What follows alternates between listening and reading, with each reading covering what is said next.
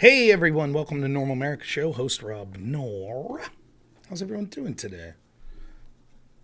My son, when he wakes up, a lot of times he goes, "It's a bright sunny day." That's how I feel today. It is a bright sunny day. Happy Insurrection Day. We'll talk a little about the insurrection that our country faced 4 years ago. I did my massage, physical therapy stuff today for my herniated disc, so hurt a little, but it's feeling okay now. Feeling all right. Got to go into work tomorrow. Oh, look at this. I already got an opportunity on Kick. Let's read it. Writing to offer a partnership opportunity could be advantageous to me. My mission is to support gifted streamers like you in expanding your viewership following. My social media following and gaming lovers are a powerful network that's constantly searching for new and interesting streams to watch. Well, Jane, I appreciate the offer. I don't know that your gaming friends would like my politics, but thanks for jumping in. I assume you're just spamming a bunch of places. If not, tell me what you like about my channel. Yeah, it's been a decent day. Got to hang out with the wife and kid almost all day after working on back stuff. So that's always good. Got some stuff cleared up about next week's panels. Oh, you guys are in for an exciting one next Wednesday. I'm doing 2 panels in one night. I'll be doing a panel at 6 o'clock on Wick's channel until 8, and then from 8:30 till who knows when on, what's his name, Lethwater Kai's panel. So it's the way it shook down. I was supposed to do a panel here this previous Wednesday, and dates got crossed or what have. So now we're gonna do a twofer, the old double header. Why not? So for tonight, I thought I'd try to chum some people in. Awful lot of lefties on X out there. They're real pleased. Lethwater Kai. Kai.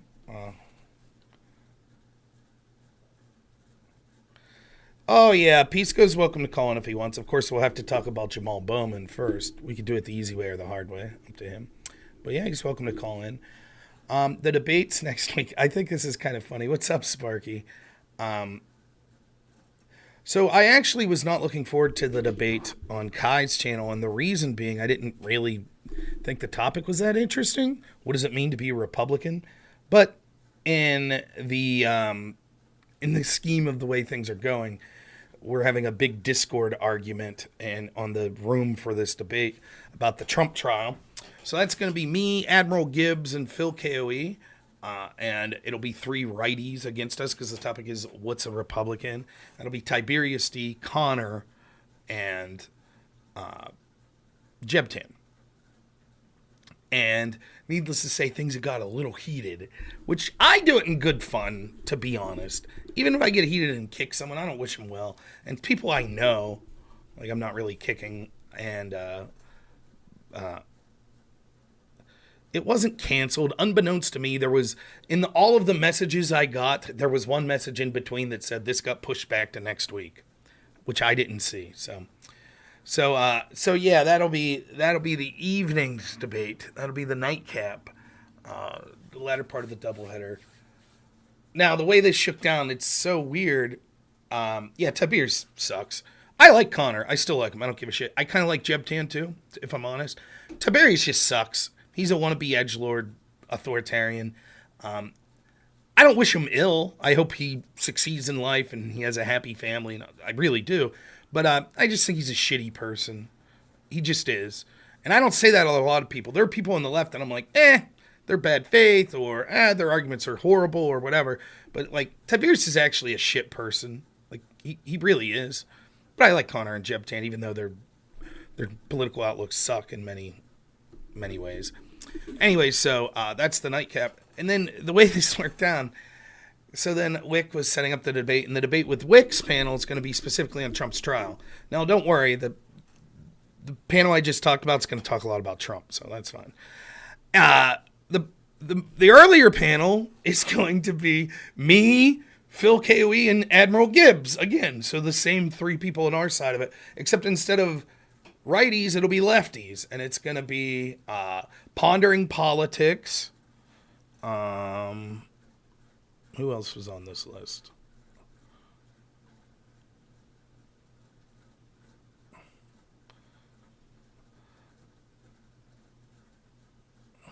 Oh, I'm sorry. It's not Phil Kilway. It's Lactoid. And I think Lactoid's involved in the second debate as well.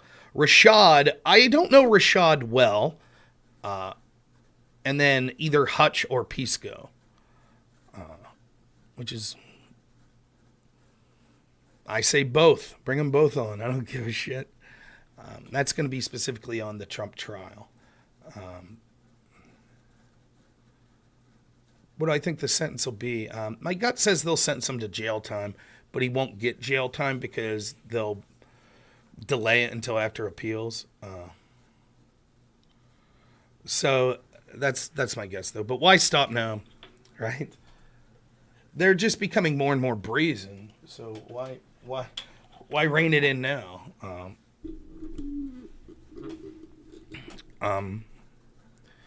So we're hoping to get some debates here tonight. And there's a lot to say. If we don't get any debates, that's fine. But hopefully...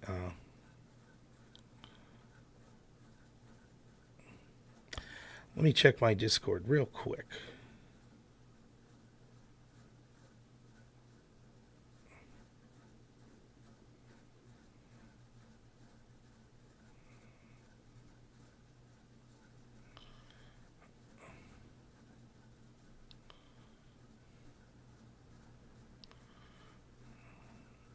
Oh, we got someone in the chat. So let's see what they're about.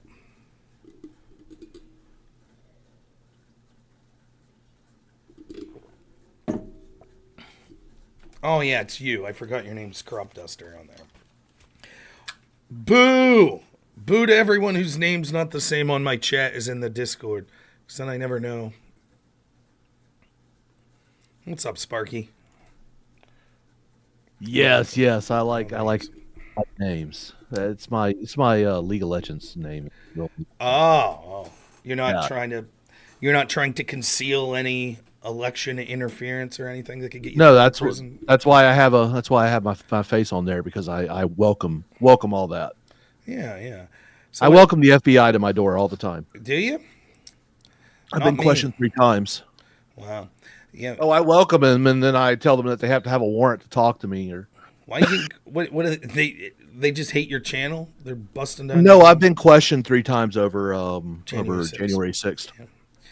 Because I was there, and they identified me, and I told them yes, I was there, and I didn't do nothing wrong. Huh? Yeah, because I'm a good boy. Yeah, that's shit though.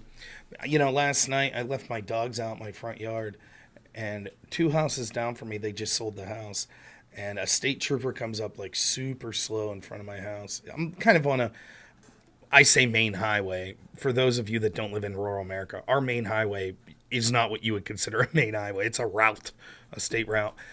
So there's hardly any traffic there usually. And the state copper comes real close next to my house and then pulls in 2 houses down. I think maybe the guy who bought the house is a state trooper. I don't know. But it looked like he was looking for something. I was like, huh. Another weird random story. I'm in a very low crime area. So last week there was a manhunt here. We were having a cookout, and we saw about 14 police cars drive by, which is unheard of here. And what had happened was, in a town like 4 or 5 small towns away, I think it was a junkie pistol whipped an old man nearly to death. Oh my goodness. And the old man crawled out into public, onto a sidewalk, bleeding profusely, and got someone's attention, and they called the police. And then the junkie was on the run. He got in a car and had a high-speed pursuit that lasted quite some time, and then he bailed out of the car. And they couldn't find this guy for 24 hours, and then they eventually found him basically right up in the next town up in the woods. He was creeping behind an old furniture shop or something like that. That's big news where I'm from, man. That stuff doesn't happen. So it was crazy. Everyone for a day. And word of advice to anyone that wants to commit a crime in rural America, if you're you're taking a huge risk just going onto someone's property, because people are going to find out. Thank you so much for the follow. People are going to find out there's like someone on the run, and everyone here collects guns as a hobby. So it's like, I don't mean like one gun. I mean like they'll literally be selecting which one they want to use on the criminal. Like that's what, you don't have a toilet gun? You know what I mean? Yeah, it's a Sparky nest. Yeah. So it's like you're taking a risk. I'm just saying you're taking a risk in an area like this because that's considered like, you know, oh boy. Like I remember one time that happened years and years ago, right after I graduated high school. And me and another friend of mine went to a high school football game. It was my first year in college. And we were like, hey, let's go visit my friend Matt, we'll call him, who lived across the river. Some like guy, and this wasn't even like a violent criminal. This was just someone that I think had some mental problems. It was sort of a drug addict. They jumped in the river to escape the police. And so we go across the river to my friend's place, knock on the door, no one's there. And then all of a sudden we hear a four-wheeler and we're like, or it was a side-by-side. We're like, oh, that must be them coming. Here it was him and his dad with the spotlight and a shotgun, and they're cocking it like, who are you? We're like, hey, man, it's just us. He's like, oh, how's it going? We thought that guy that was on the run was coming up. I was like, I love this place. I love living here. Like, so the neighborhood that I live in here in the great city of Oklahoma, when we bought it, I mean, it's a great neighborhood, a good little subdivision, great people around. But the area around the subdivision has started to take a downturn. I blame the liquor store. But I had a sheriff's deputy come up to my door this past winter with a warrant looking for someone. And so I answered my door, and I'm armed. I'm always armed when I'm, you know, it's just Oklahoma's a constitutional carry state. So as soon as I see the cop, I bring my hands up to my collar of my sweatshirt and I grab onto it, kind of like you see football players with their jerseys. And he's like, hey, we're looking for blah, blah, blah. And I'm like, well, what address are you looking for? And he rattles off my address, but instead of the street name is just slightly off. There's two streets in my subdivision with the same name. Just one's classified a street, the other one's classified a circuit. Okay. And so he was at the wrong place. And I'm like, hey man, that's about a block over. And he's like, why are you holding your hands up? And I said, well, so my hands are in plain view because I'm armed currently. Right. And he goes, what do you have? I said, if that was any of your fucking business, I'd probably tell you. Right. It's not. Yeah. Well, that's. But I'm letting you know for your safety. That's right. And excuse me. And I want you to know, I know this seems odd, but I'm doing this so you can see my hands at all times, and And he's like, should I be worried? I'm like, no, you shouldn't. But I'm still going to do this, for my protection and yours. And he wanted to come in, and I'm like, let me see the warrant. I look at it and I said, you're at the wrong address. Please get off my property. And he's like, well, I would just like to check. And I said, I don't think you understood what I said. We can continue this conversation on the easement if you'd like, but get off my damn property. This went for about 10 minutes before I just yelled at my wife. I'm like, hey, wife, call the city police. This county mountie over here, he's getting a little too frisky. And he's just like, oh, you're serious? I'm like, oh no, I'm always serious when talking to the police officers. And so the police have told me that my address has now been tagged as aggravating towards police. Oh, of course, you're difficult. Yeah. It's in your record now. You did. Yeah. And go ahead. Sorry, I'm sorry. I think it's interesting because when the FBI. Because the FBI had me tagged because I gave them the same kind of deal. Because they wanted to come in. I'm like, you don't have a search warrant. I'll step outside and talk to you all to your heart's content, but I'm not letting you in my house. Blah, blah, blah. I mean, they're like, why is that? I'm like, because the last thing I want is government in my house. And they're like, yes, but you work for the government. True. And yet I don't let them in my house either. So Here we are. Yeah, I hear you. Yeah. Let me make fun of someone in the chat. Clash fan says, my name is Cringe. And he's threatening to use firearms. Please keep threats to a limit there in the chat. Yeah, Clash fan. He's not a real American. He's trolling is what he's doing. But that's okay because I know how to send him straight to hell, boy. You think I don't know the Clash? Please. I myself happen to be a fan of the Clash. You know, so So I'm you gonna know have more someone than named rock and Clash. asphalt. Yes, of course, I know more than rock. Yes, you know they had a song called "Straight to Hell." It was I was Yes. a big fan of that song when I was younger, and then they sampled it for that dumbass Paper Plane song. My goodness, what a travesty! Isn't that the worst? It's like I'm not the biggest fan of that Kid Rock song. Which one is it? I forget the name of the song, but It doesn't matter. It's Kid Rock. every time it comes on the radio or anything, the opening notes are Warren Zevon's "Werewolves in London," and I'm always excited because I love Warren Zevon. I'm like, oh, "Werewolves in London," which is one of my son's favorite songs because he, ah, you know, Yeah. So Yeah. so it starts out dun dun dun dun, and then all of a sudden you're like, oh shit, it's that Kid Rock song. It's not. It's not "Werewolves in London." Yeah. You know, when Kid Rock came out, I thought he was interesting. He was slightly different than everything else that was coming out during the time.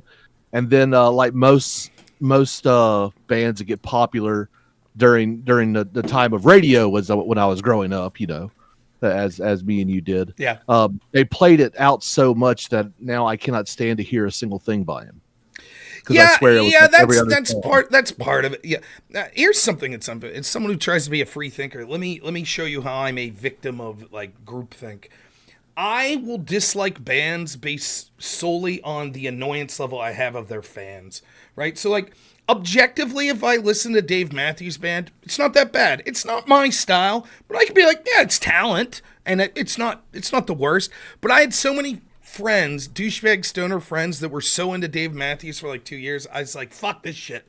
I don't want to listen to Dave Matthews. He sucks. Like, and it's not Dave Matthews' fault. You know, Dave Matthews is my shame band that I love. There you go. But I don't really talk about it. But no, it's because of the talent of all the musicians that came together to be in the Dave Matthews Band. But really, what I called in for was about okay. So I asked you. Let me cut you off. Scratch. I brought you in the room, but let's get to what Sparky wants to talk to first, and then we'll let you go ahead, Scratch. Okay. Sounds good. All right. Go ahead, Sparky. I'm sorry to cut you off. So no worries, man. So you already said what you thought the sentence will be because they're probably going to recommend jail time. I agree with you. What do you want the sentence to be, or what do you think a legitimate sentence would be? A legitimate, if you disregarding whether or not the trial was legitimate or not. So we'll say we're not viewing that. What would a fair sentence be? Well, given that Trump is an elderly guy with no prior record of violence or anything of that nature, I think that some sort of probation and fine would be what would be normally given that you would expect for a nonviolent sort of paperwork crime that was elevated to a felony. That's what it should be. That would be a fair sentence. Well, now none of the sentences Hillary are fair. Clinton. So Hillary Clinton is actually a felon. She pled guilty to a felony level election fraud crime. Was it a felony? Yeah, $100,000 fine. Yes, sir. But I don't think she had to plead guilty. She pled no contest. Right. I believe. I don't. But I don't. I have to look into. I'm well aware of the case. I don't know. I don't know if it really makes her a felon, or since she just pled out or whatever. I think they may have pled it out. I don't think it's a felony. No. So I think a fair assessment would be a $100,000 fine, and maybe probation at most. However, I actually want them to lock him up. Well, I mean, I said this from the get-go, and this is what people don't understand about me. And you know, I was fighting in that Discord chat today about this with the righties that I'm going to be debating in this panel last week. I don't know how many times I have to say that I'm not some Trump sycophant. Like, I was open with who I preferred in the primaries. I wanted Vivek, and then I wanted DeSantis. And Trump was third. I have criticized Trump more effectively, I think, than almost every lefty I know. I've criticized Trump, I think, more effectively than almost all of the never Trump right-wingers that you see now. There are tons of things about him that I don't like. I'm still almost guaranteeing that if he does somehow get elected, he's not going to do near enough to drain the swamp. I wish that the horror stories that you hear that, oh my goodness, Trump will put an AG in there that will, go after people like Joe Biden. I wish that was the case. I wish they would. That would be great. But that's probably not likely to happen. And it'll probably be a bunch of blustering and whatever. So I don't, my objection to the cases against Trump and my objections to the attacks against Trump were never because I'm like, oh, I love Donald Trump. I bought the gold shoes. I bought the official Trump Bible. That's not who I am. Now, there are things about Trump I certainly like, but there are also things I don't like. The problem I have, my major objection is seeing that the biggest threat to this country is our corrupt institutions and that they're coming out more brazenly than ever. So having said all of that, the ideal solution for me, or the best chance to get to the country in the direction I wanted to go in 2024 would have been for Trump to be sentenced to prison before the nomination process. If Trump was literally in behind bars when the first vote started in Iowa for the nomination, that would have been 100% the best thing for my political ideology. Now, I would have been against it because it's corrupt, but as far as outcomes, that would have led to probably someone like Ron DeSantis, in fact, almost definitely Ron DeSantis, winning the primary. It would have, regardless if you think DeSantis likes Trump or not, or would do the right thing or not, there would be such an outcry from his base that he would have no choice, and he would have sort of a bully pulpit to start to go after the people that did these injustices. So the question is, now that Trump is the nominee, does going to prison help him? Probably. The harm that I don't know if I think actually him being found guilty does hurt his chances. Not a lot, though. I think it does hurt his chances with some of the older boomer crowd.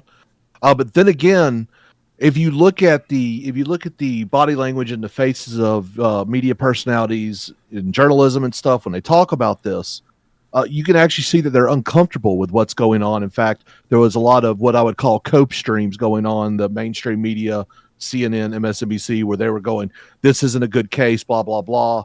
Nothing may come of it, and now they're all giddy and celebrating. But when we start talking about sentencing, they start showing in their body language nervousness and shit. So I want Donald Trump. And if I can, if I can add in here, I don't think this is the case to focus on. I think the stuff in Georgia is way more important. It's true, but it's not. That's not the case for reasons that I'll talk to you about this, Scratch. But the Georgia case won't be heard before the election. That's right. And the Georgia case, the reason that this case is more significant to the Georgia case is because the Georgia case, as flawed as it is and as example of a double standard as it is at least a crime that's being charged that I could say would be something that I would say, if this was something that he was guilty of, is serious enough. Right. This case, the reason that it is the bigger case to look at is because it's so obviously a sham, and yet it still went through. And so from the perspective of harming our country and interfering in elections, this case is way, way worse.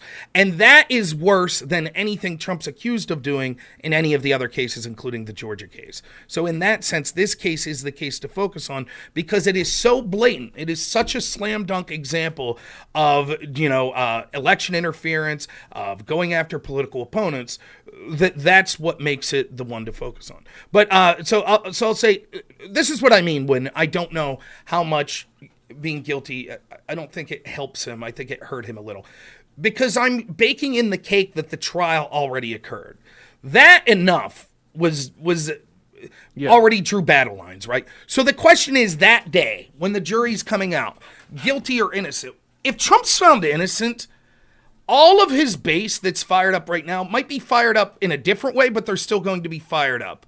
And a bunch of moderates or traditional Republicans that might have questions and haven't followed along and been like, well, I can't vote for a felon. They're going to be like, oh my God, what a rigged system. It went after Trump and they still found him innocent, blah, blah, blah. So innocent would have been better for Trump's chances. So later, I just want to be clear because understand what's going to happen, Sparky. Let me put my forward thinking hat on here for a minute, right?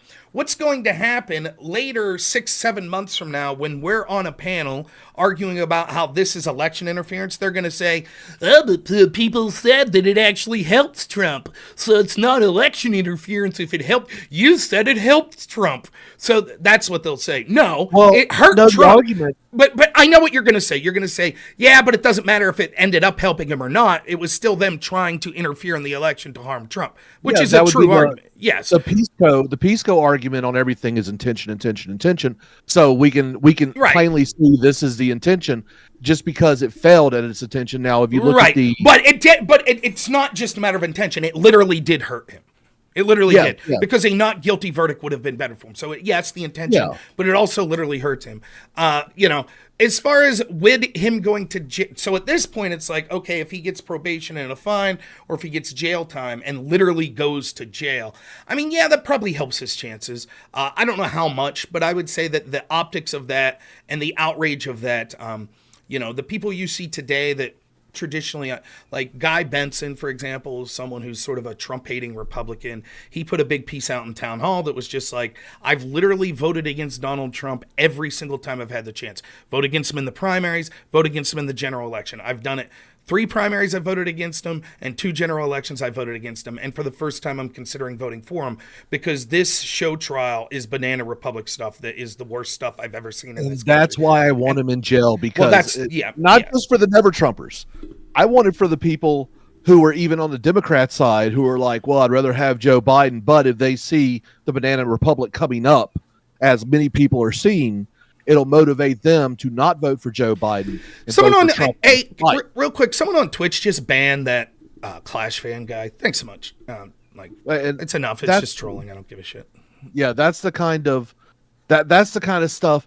And honestly, Trump said today, it's sad that this is happening. He's like, but someone has to go through it. I guess I'll be that one. And I would rather them go ahead and hammer Trump as hard as they think they want to. And then Trump goes, this is so disgusting. I will not do this.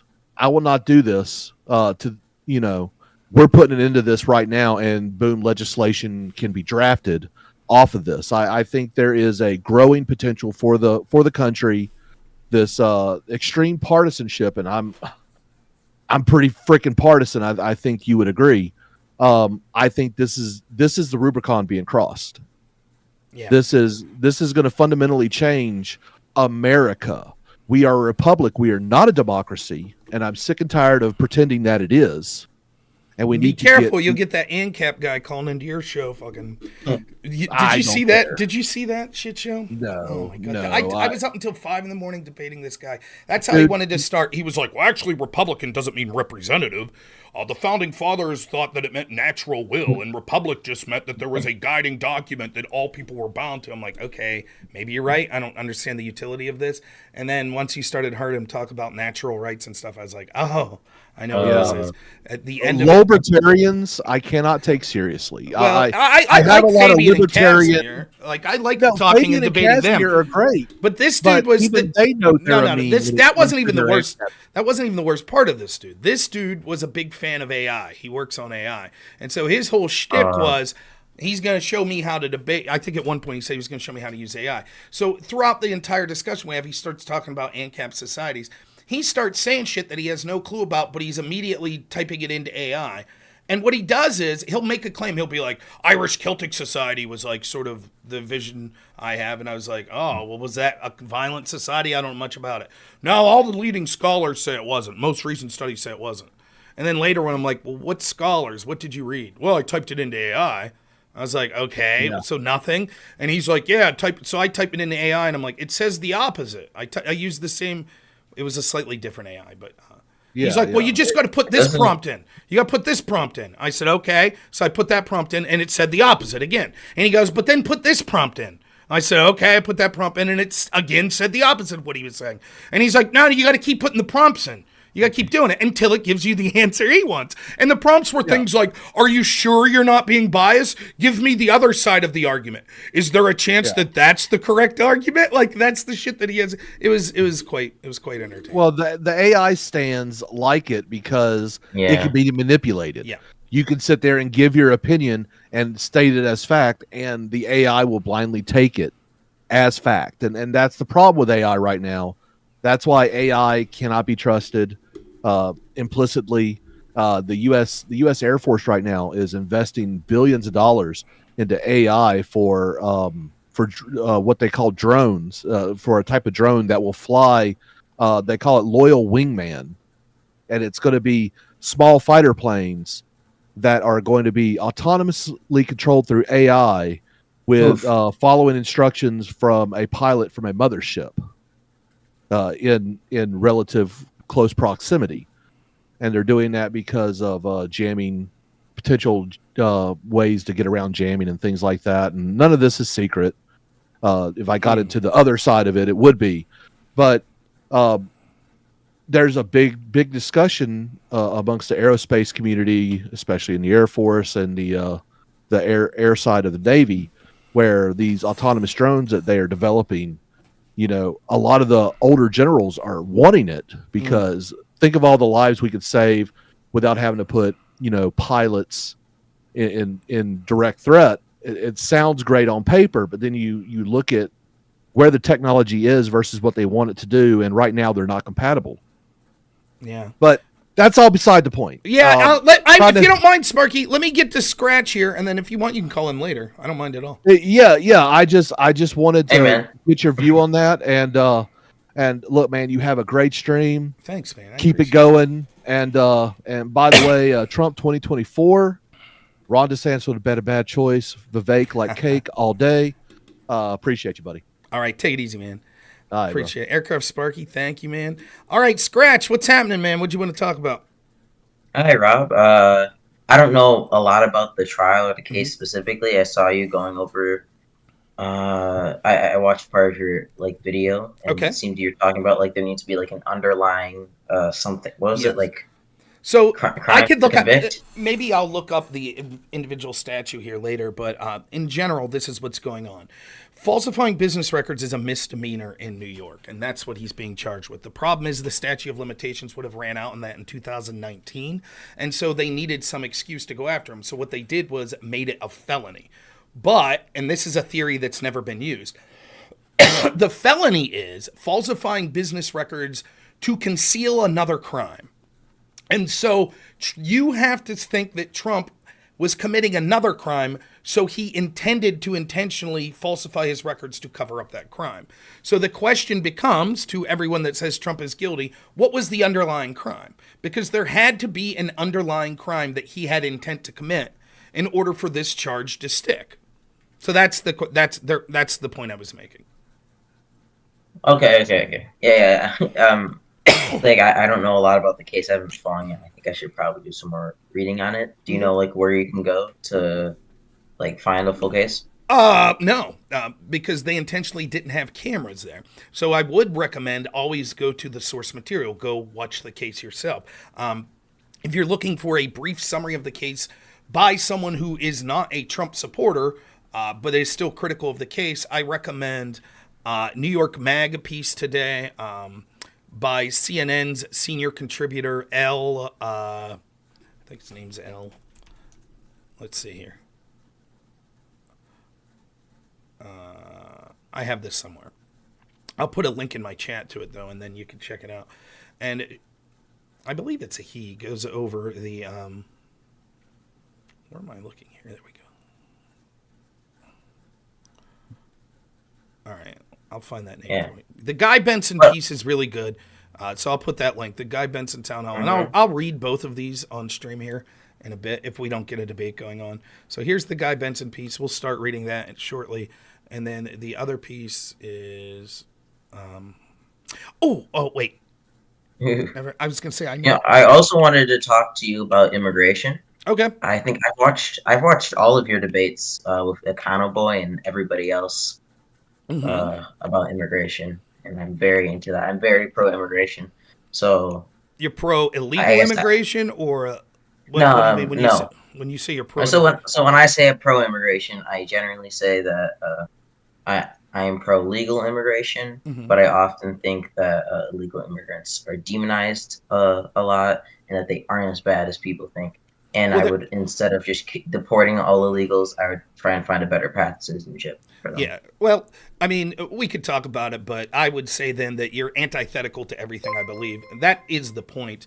The point was to bring in all of these illegals and then give them a path to citizenship, to remake what this country is, to replace the people of this country that had values and voted in a way that the establishment people didn't like. So I would say to start out with your initial supposition here, I would say that would make us as diametrically opposed, I think, is possible.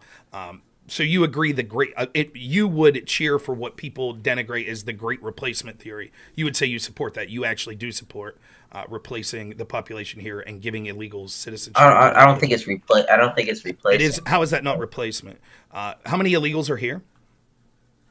I think it's currently 11 million, but if we go by the Yale statistics, it's 30 million. Right. Now, that's true, but both of those numbers are years old at this point, correct? Yeah, 2 years old at most. I think the Yale study is even older than that. The 11 million Older, number yeah. we've been hearing for decades, the 11 million number. But you would acknowledge that since the Biden administration, the amount of legals that are coming across the border are higher than they've ever been. Illegals? Yes. I couldn't say. I've looked at the latest DHS reports, and they don't. I've looked at the latest DHS reports. I've looked at all the statistics. There isn't anything specifically on illegals. Well, that's because or even so gotaways.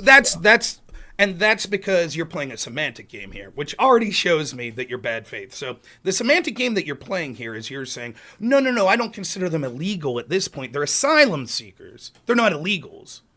So that's a different. So we have legal immigrants, and legal immigrants are the people that come here properly and do the proper paperwork. And then we have illegal immigrants are people that don't claim asylum but come here. And then asylum seekers are a third category of people, is what you're saying, right?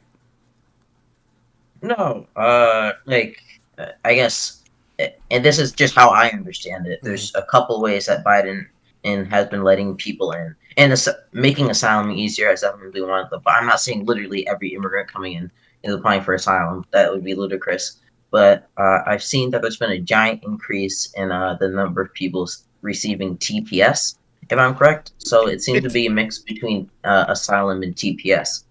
They're illegals. They're people that aren't using our proper legal migration system that are coming here.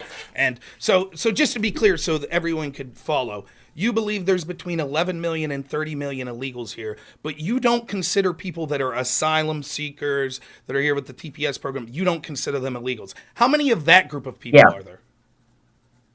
I don't know specifically that number.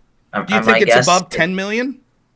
It's probably in the range of 5 million. Okay, so now we have anywhere from 16 million to 35 million people that you want to give the right to vote in this country. I don't want to give them the right to vote immediately, no. But you want to give... Okay, so you want to give them a quote... So you want to give them citizenship that doesn't include the right to vote? No, I want to give them a slow path to citizenship eventually. Okay, eventually. So then it would be correct when I said you wanted to give them the right to vote. Okay, yeah, sorry. Okay, so then you're just saying that you want to give them a slow path. How... the path that you're envisioning, how many years do you think it would take before they have the right to vote? I think generally it's depending on the state, it's usually 5 years. So you don't want to give them the right to vote now, just 5 years from now? Yeah, I think I have a couple studies if you want to look at them over. I don't give a shit about your studies. I don't give a shit about your assimilation rates for immigrants. Yeah, those studies are all bullshit. I can tell you that all the studies you're going to cite are bullshit. Here's why: because your studies are going to say things like this. Actually, illegal immigrants are immigrants in general, but illegals as well. They're actually an economic boon to the areas they come into. Right? That's one of your things your studies are going to say. Not initially, actually, no. Oh, really? Okay, but eventually they will. Eventually they will be, though. Correct? To federal, yes, not to state and local. You'd have to have some kind of specific program, which I would advocate for, to reallocate. And they commit less crime. They commit less crime, right, than native-born folks. At least from what I've seen, yes. Okay, but yeah, every time these illegals are shipped somewhere, no one wants them. All of the lefties that love them and call themselves sanctuary cities, when they get sent there, they say, no, we don't. But how could they be wrong? Why don't we just explain to them, oh, no, you're mistaken. You think these people will make your area worse, but they won't. They'll make it better. I'm supposed to, so what I'm supposed to believe is the academic who, by the way, the academic's going to live in a gated community that doesn't have illegals. That's what he's going to do. And he'll say, oh, trust us. These illegals are going to make your towns so much better. They commit less crime. They're a benefit economically. And then we send them there, and even people, not racist, because it's the people that we're saying, we're a sanctuary city. Miyama. We welcome everyone here. As soon as you send illegals to their community, they're like, we can't have them. This isn't good. We don't like them. And what you want me to believe is those people are all just wrong. Actually, their quality of life is massively increasing because those illegals are there. They're just mistaken. The academics that refuse to live with the Eagles, they're right when they tell you how great they are. Yeah, so I don't think dismissing academics because they don't live in sanctuaries is like a very valid claim. Sure, the valid claim is that the academics are full of shit, because if they were right, I don't think then full places of that were receiving these illegals would say this is great. But no one's saying that. No one's saying that. People can be wrong. And why are they wrong? So why are they wrong? They're racist? Wait, once again, no. They're not racist. Okay. I'm just making a point. Oftentimes, there are short-term negative effects to immigration, and to have the populace maybe feel a little less, I don't know, feel worse about the immigrants initially, I could expect that. But it's about going out into communities, teaching people that eventually there's going to be long-term economic gains for you, for the rest of the country, and that ultimately we're helping these people that oftentimes... How many illegal immigrants have you taken into your home? I haven't taken any. But how about your community? Don't you understand that there would be long-term benefits to you taking them into your home? I'm currently I'm going from high school to college, really? So you know what? Isn't it a really shame? That's everyone's story. Oh no, they would be beneficial to everyone else, but I can't help. I can't do it. But that's cool. You're coming from high school, so I'll tell you what. Not interested in having this debate whatsoever. Your bad faith, in the sense that you could already tell with the way. How have I been bad faith, Rob? All I've advocated for is advocating to help people. I'll tell you on your bad. Right. I'll tell you how you're bad. I'll tell you. Look, you asked me a question. I'd like to respond. I would like to respond. Yes. Bro. Yes, your bad faith in two ways, because one, when I said illegal, you tried to parse and say that there was third category people, when when we're talking about illegals, the people that haven't came here through the legal mechanisms, those that are coming through the border, particularly not at ports of entry where they're supposed to claim asylum, those are what we're calling illegal, and you tried to parse words. And secondly, your bad faith because when I specifically said you want to give them the right to vote, you said no, I don't, which is like pulling teeth. So I guess bad faith's not the right word. Let me rephrase. Oh, I'm sorry. You're someone who's not interested in an honest conversation. Because what it's going to be, what it's going to be, concedes a point, Rob. No, again, it's not. I just said they aren't illegal. Okay, we'll just mute you then. Cross the border illegally. See it. All right. So I admit bad faith's not the right word. See, a good faith person would admit. I said you're someone that's going to be someone that's like pulling teeth to talk to, because every single thing that we talk about, you're going to say, well, no, that's not the case, and then it'll take me 5 minutes to get you to admit, yeah, that's exactly what I mean. In fact, when you said, oh, I'm not for giving them the right to vote immediately, which is why when I said you're for giving them the right to vote, and you said no, you said. When you fixed it, you said on immediately. I would assume everyone in the chat, myself included, thought, oh, he's going to have a long-term process, like 15, 20 years. So you said 5 years. 5 years is what you ended up saying. So it's clear. Maybe bad faith. I'm so sorry. Oh, maybe you're still talking. Maybe bad faith's not the right word to use, but I don't feel like talking to a locale that wants to actually replace the population of this country with millions and millions of illegal immigrants, that's going to cite studies that I'm no longer interested in talking about because they're so clearly, blatantly full of shit on a day when we're talking about the corruption of these institutions in the trial. You got a final word? My final word is this. Thanks for the debate. Mm-hmm. Obviously, you don't have know anything about U.S. or UN law. I understand. Look at the 1967 protocols. They're very I don't give a shit about UN law. I don't think the United States. Look at TPS. Don't give a shit. Look at how that works. Yep, don't care. These people are documented. Look at San Diego. There's a couple. They're illegal. They should all be kicked out. The border should be shut completely right now. They're not fucking. You know that's a bad policy. That's not a bad policy. And you know that's absolutely. It is a bad policy. That is absolutely. That would literally cause the U.S. government to go into. Just the U.S. on whole to go into a recession. What are you talking about? No, we're already in a recession. We're almost in a recession, anyways. So what we should do is. Okay, so should we continue? Should we continue to keep going to recession? So your argument is you don't like illegals. illegals, dude? So your argument is that we're taking record numbers of illegals right now and we're heading into a recession. And so the solution is to take more. That's your argument. No, my legal isn't to take more illegal immigrants. Well, you want to give all of these ones. Let me ask you this. Let's say on average, when we take the illegals that are coming now, that's like what, some months it's like, we'll say 150,000 just for the sake of argument. 150, what's that? Immigrants? Illegals? Is that what you're talking about? No, just immigrants. They're not illegals, dude. No, illegals. That's where. This is what I'm talking about. Bad faith. Does everyone see? No, this is semantic. what I'm talking about. They're immigrants. No, I respect them. Oh, I no, can't take them into my house or my village. Immigrants, please say immigrants. Oh, Please say immigrants. They're Yeah, because immigrants. the state is Do like not a house. call them bro. illegal. The state is like a house. Yeah, we're comparing two Illegal? entirely different How things. dare you say illegal? How dare you? They're immigrants. They're economic migrants that are coming here illegally. That's what they are. They're not refugees. They're pretending to be because NGOs are telling them how to game the system. Would you support? Okay. And so what I'm saying is, if there's 150,000 of those illegals that are coming every month, plus then we still have legal immigrants. They are, okay, we'll see it. Yeah, okay. Not illegal. Not illegal. Fuck off. 150,000 are coming, plus how many legal immigrants we're having. He says we should accept all of them, give all of them a path to citizenship, which rightfully would mean that it's not going to stop the flow. More people are going to come, so at least the number we have and more. So his argument is there's a recession now. We have record numbers of people coming in. We should accept all of those people and accept more. And he, as courts, being someone that's trying to debate brain it, he's going to say, well, I'm not saying more, but he understands the policies he's suggesting would lead to more. Was that Sparky? Was that you talking? What's up? Hi. So, as you know, I'm Cry Show, the fishing guy. And I thought it was, I don't know what's going on in Discord. I can only see the first letter of people's names. So I thought this was Crop Duster, Aircraft Sparky again. So Chrisco, the fishing Yu-Gi-Oh guy. What's up, man? Nice to hear from you. Nothing. I'm just tired of this pro-immigration BS.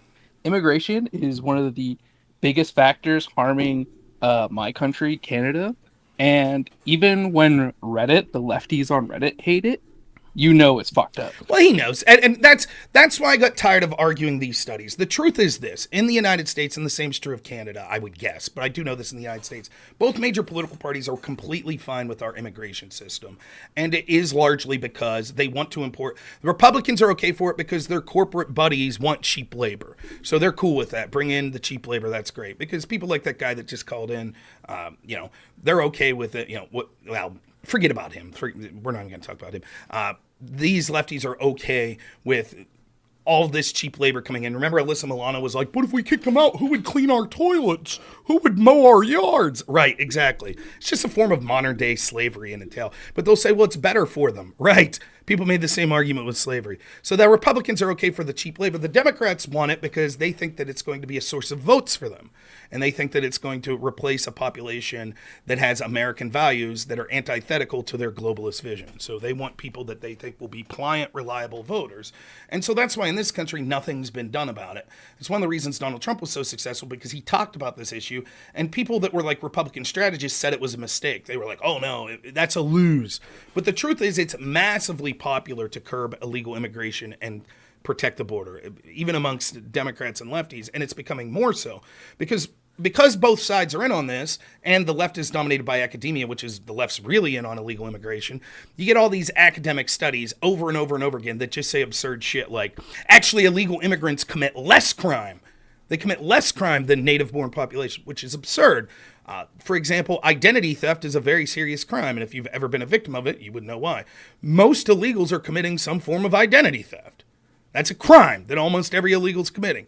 And then there's other reasons why those statistics are skewed, which we don't have the time to get into right now. But these studies that talk about how great immigrants are, I'm tired of. I used to debate them all the time. I'd go through these studies and I'd read counter studies. I'm done with it. The studies are bullshit. And do you know how I know? Because every time we send illegal immigrants, even into left-wing neighborhoods, they're like, get them the fuck out of here. Get them out. So how could all the studies that say, and you heard what he said, well, the people are mistaken. The people are mistaken. Actually, illegal immigrants are very good for them. But no one wants them. But they're great. They're great. Trust us. They're great for you economically. They're great for you culturally. They don't commit any crime. They're better than you, right? And so I know that and that's the same shit that's happening in UK. They had a poll on Britain Today the other day. It said, polled their audience. What percentage do you think multiculturalism has been a success? 95% said no. Now, if you want to have a discussion about legal immigration, it's a different discussion. But it's a non-starter for me to say that we should make all these illegals voters. And by the way, it's so funny to hear the left say, oh, that's a racist conspiracy theory. Chuck Schumer just said it the other day. The goal is to give them a path to citizenship to vote. Right. That's what we've been saying. This is constantly what they do. We tell everyone accurately what their plan is, and they say, that's ridiculous. That's a conspiracy theory. And then they say, of course, that's what we're doing. It's a good thing, and you're racist for opposing it. That's the plan. So I'm sorry I ranted there a little, but go ahead. Yeah, so in Canada, the problem actually is both legal and illegal. In Canada, we're taking in as many legals as the US. It is so bad here that you have people lining up for jobs who are all legals, who are working on open work permits, and it's hundreds of people applying for these jobs. Locals can't get it. It is now pricing out locals, the native populations, out of even living. Like, we brought in almost 2 million people into Canada, and we have less than, or a little over 10%, 15% of the population of the states. It is horrible. Yeah. Do not let legal immigration ever be a good, right, and this is the standard. And the problem is, so I've read like the studies, and the one guy I read that tried to do like a comprehensive look at this, what he talked about was basically it's a break even for total wealth. So what happens is, it is true that when you bring illegals in, because they tend to be low skilled and stuff, it actually does increase the GDP and increases the total monetary value of the product in the country, right? Marginally. And it certainly enriches the wealthy who are able to get cheap, that are paying for labor, and so now they get cheaper labor. But where that money comes from is the people that directly compete for low-skilled labor, which tends to be low-educated people, particularly in the areas where these illegals come, which would be inner cities. So it ends up being a lot of black people. And that's who loses. They end up losing about the same amount of money that is gained by the upper class. And so what you've done is, the illegals win, they're doing better, the wealthy win, but the citizen that was a blue-collar worker that was working low-skilled, they end up losing. They lose. And that's just if you look at it economically. That's not looking at it culturally. That's not looking at all the problems that come with importing. I mean, he just flippantly said that, like, he estimated that it could be anywhere from 16 to 35 million people. 35 million people. That's bigger than like 40 of our states. And he's just like, 5 years, let's all give them the right to vote. That's almost the population of Canada, which has also exploded. Like, up here, it's crazy. It's insane, the immigration. And it's so bad that it's increasing criminal activity going into the States. And now we have, I forget who it was, from the States, saying we need to get our immigration policy under control. It's so bad because gangs are now using Uber and trains to cross the border illegally into the States because it's so bad up here. Hey, if you don't mind, I think I'm going to jump on a stream and argue with Pisco about this trial. If that's all right with you. That's all right. I have to go soon, and I have to go do something real quick. So you going to play Yu-Gi-Oh or Fish or? No, I got to go pick up my sister and brother-in-law. Okay. They're out having a little bit of fun tonight, so I'm gonna be leaving. All right. Well, hey, good. Thank you for being responsible, and yeah, it's great talking to you. Hopefully, we can talk more soon. Yeah. Down with all immigration, legal and illegal. It's horrible. It's destructive to the labor force. All right, man. Take it easy. We'll see you. You too. All right. Let's see if this works. He said he thinks I could jump on. Misdemeanor. So I think the fact that they didn't charge just 175.10 was overdetermined for both those reasons. But yeah, they absolutely did have another predicate offense there.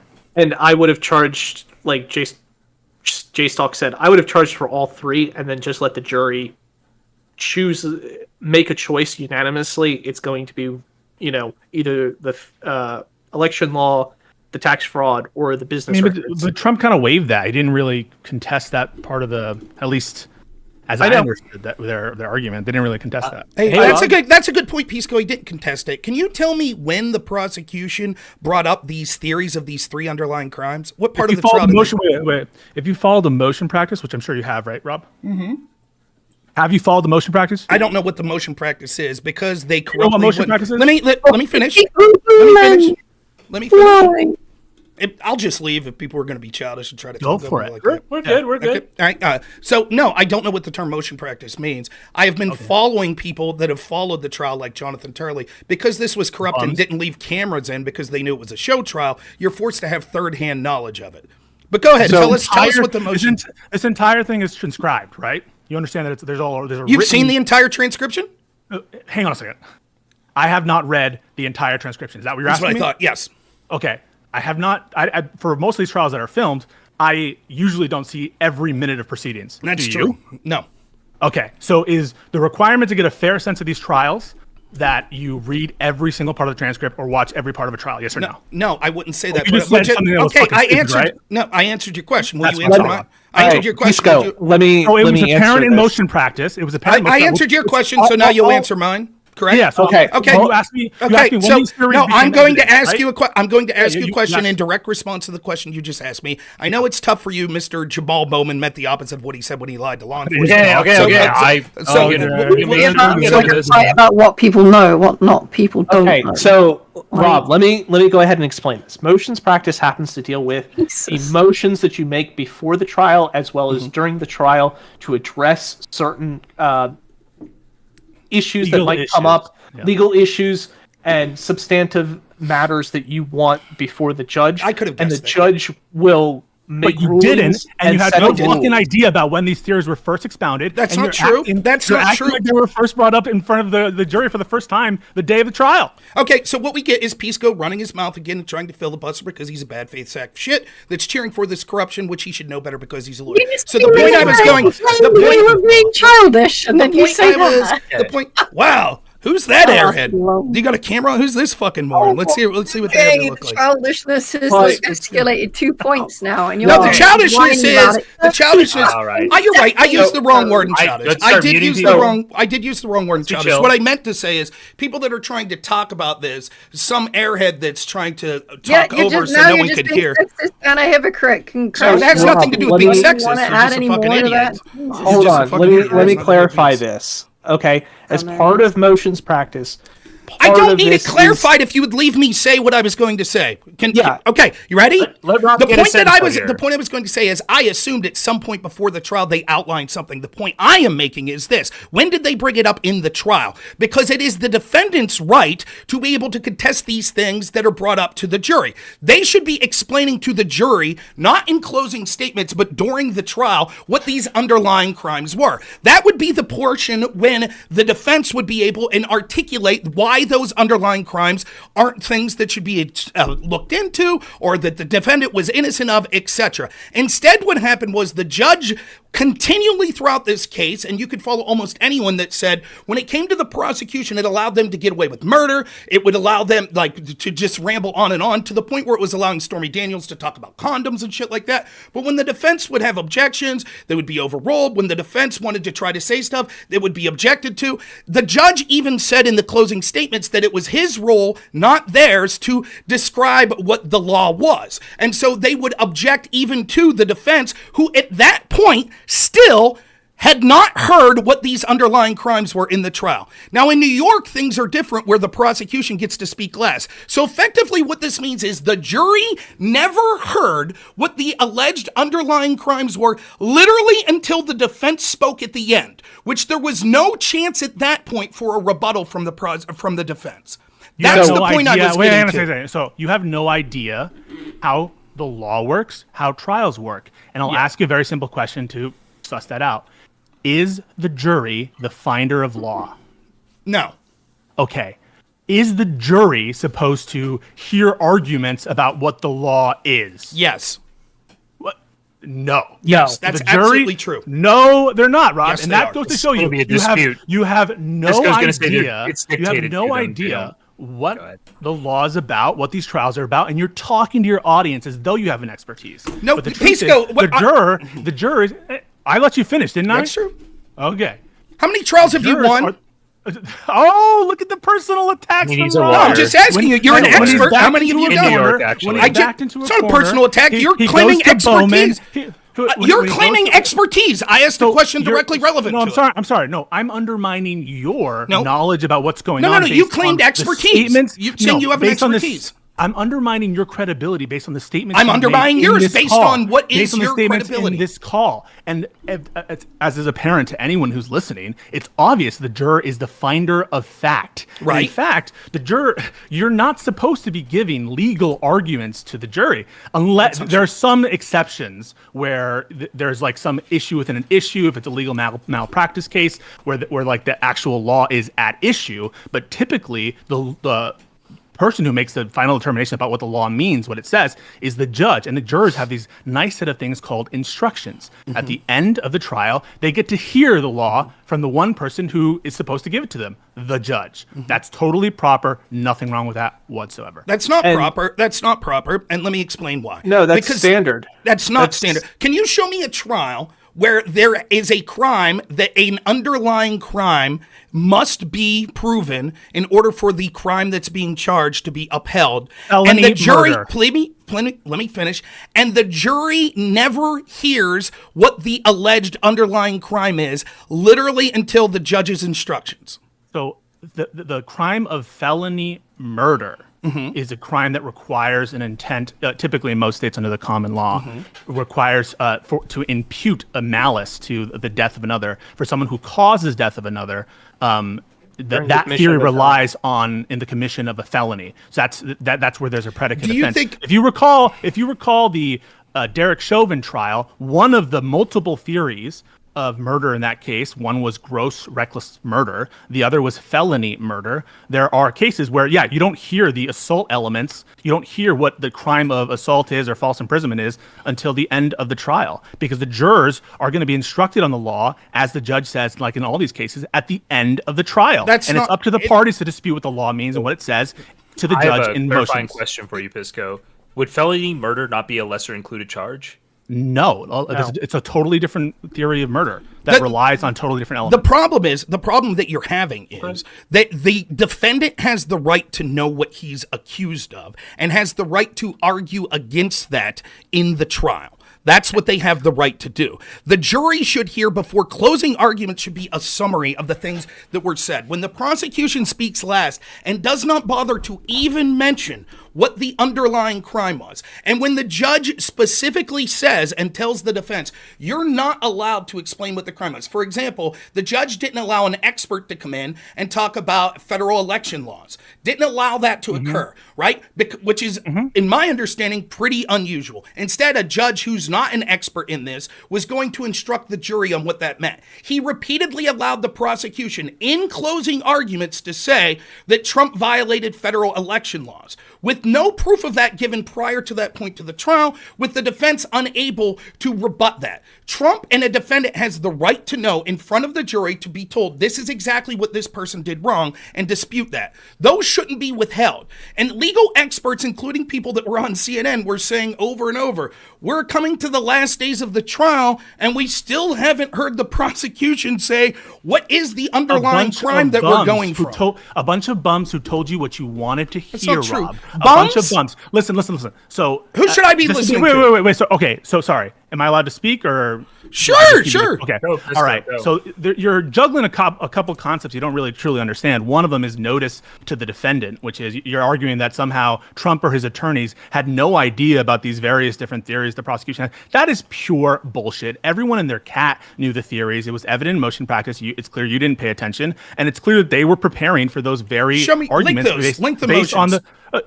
Yeah, so you can go Sure. to the docket. I'm not going to do your homework for you right now. Right. It was evident, and everyone knew it going into the trial because they understood the theories in the case, and the fact that they were asking questions on cross-examination to undermine the notion that this was an electoral contribution or expenditure, the fact that they were asking questions to undermine certain tax implications and Also, other the fact that they falsification got stuff. expert witnesses to address federal election law. The very fact that they try that you're bringing up the fact that, and we'll get to the actual merits of it, that they're trying to bring in federal elections experts goes to show that there's no notice problem here. And so everything you had to say that's about all they him went being, for. That's all everything they you went had for. to say, hang on, everything you had to say about him being sandbagged was utterly and totally fucking stupid and wrong, and you just proved it yourself by bringing up the federal elections expert. And Okay, that so should I go just away. oh, That so should I- go away. Okay. So Pisco just said that this Yeah. is proven because they called in a federal election expert. So therefore, it's proven more things, therefore it's proven that Trump's team knew what the underlying crimes that they were going for were. Right? That's what you said. Everyone knew. Okay. Yeah, okay. 100%. Then my question is: so then the only underlying crime they were going for was federal election law. No, wait. Oh wait, so wait. Wait a second, So that just proved that everything you said was utter bullshit. Because if Hey, your wait, answer is, did you hear wait, me are you say going to let me tax- speak? Are you going to let me speak? Yeah. Are you going to let me speak? I'm not doing your homework for you, Pisco. Jesus Ooh, Christ. Wow, did you hear that? Please You heard don't me take say the the Lord's tax name stuff, in right? vain, Harpy. Did you hear me say the tax stuff and the other business records? Did you? Yeah. You gonna let me speak, Pisco? You gonna let me Yeah, go speak? for it. So when Pisco says the fact that they had foreknowledge that they wanted to call a federal election, I agree. Everyone assumed that's what the underlying charge would be, which is why it was ridiculous in the first place. That because the FEC said there was no crime here, other groups looked into this and said there was no crime here. That this DA that ran on saying, "Yeah, I've gotten Trump before," and when he was asked specifically, instead of saying, "I don't comment," Irrelevant. Right, this guy all of a sudden decided to LeBron. do. Pisco, you gonna Stick let to me the speak? point. You Stick to the speak? point. I mean, You gonna you're let me going speak? everywhere. You This is gonna why let me people speak? accuse of Gishgal. You gonna They're let me going all over speak? the place. You gonna let me speak? Go for Kelly it. wanted to play Baldur's Gate, instead she's got. I'll wait for all you. Baldur's I'll Gate. wait. You guys are adding a lot here. This Go is ahead. I'll not a wait. good exchange. Good. I'll wait. Rob, you're lost and you're grasping Oh, everything. wait, Now go you're going ahead. over I'm Alvin not grasped. Bragg. I'm not lost. Yeah. I'm not. Yeah, go for it. Not lost. So the point was, everyone understood that that's where they were going. It was that they were going to say that there was a federal election law that was violated, and that was a former misdemeanor. So everyone assumed that was going to be the case. However, it's not assumed that they were going to say, actually, it's one of three things, and you could pick whichever one you want. And if 3 jurors pick one, and 5 jurors pick another, and 4 jurors pick the third, that's perfectly legitimate. That is not what people assumed was going to happen. So when legal experts that I'm looking to, even people that are the senior correspondent at CNN are saying that's highly unusual. We've never seen that occur. The fact that they didn't do this until closing arguments and then that was in the judge's instruction is very strange. And that's what I'm talking about. Your answer to me is Clearly, the defense knew exactly what the judge was going to say, that he was going to say you could pick and choose from one of these three, and that that's what the prosecution was going to do. Clearly, they knew that because they wanted to call a federal election commission expert. That's what they wanted to do. And you say that proves they knew the underlying crimes. But if that was the case, then that would mean that they expected the federal election crimes to be the underlying issues. Yet you yourself admit that that was only one of the three.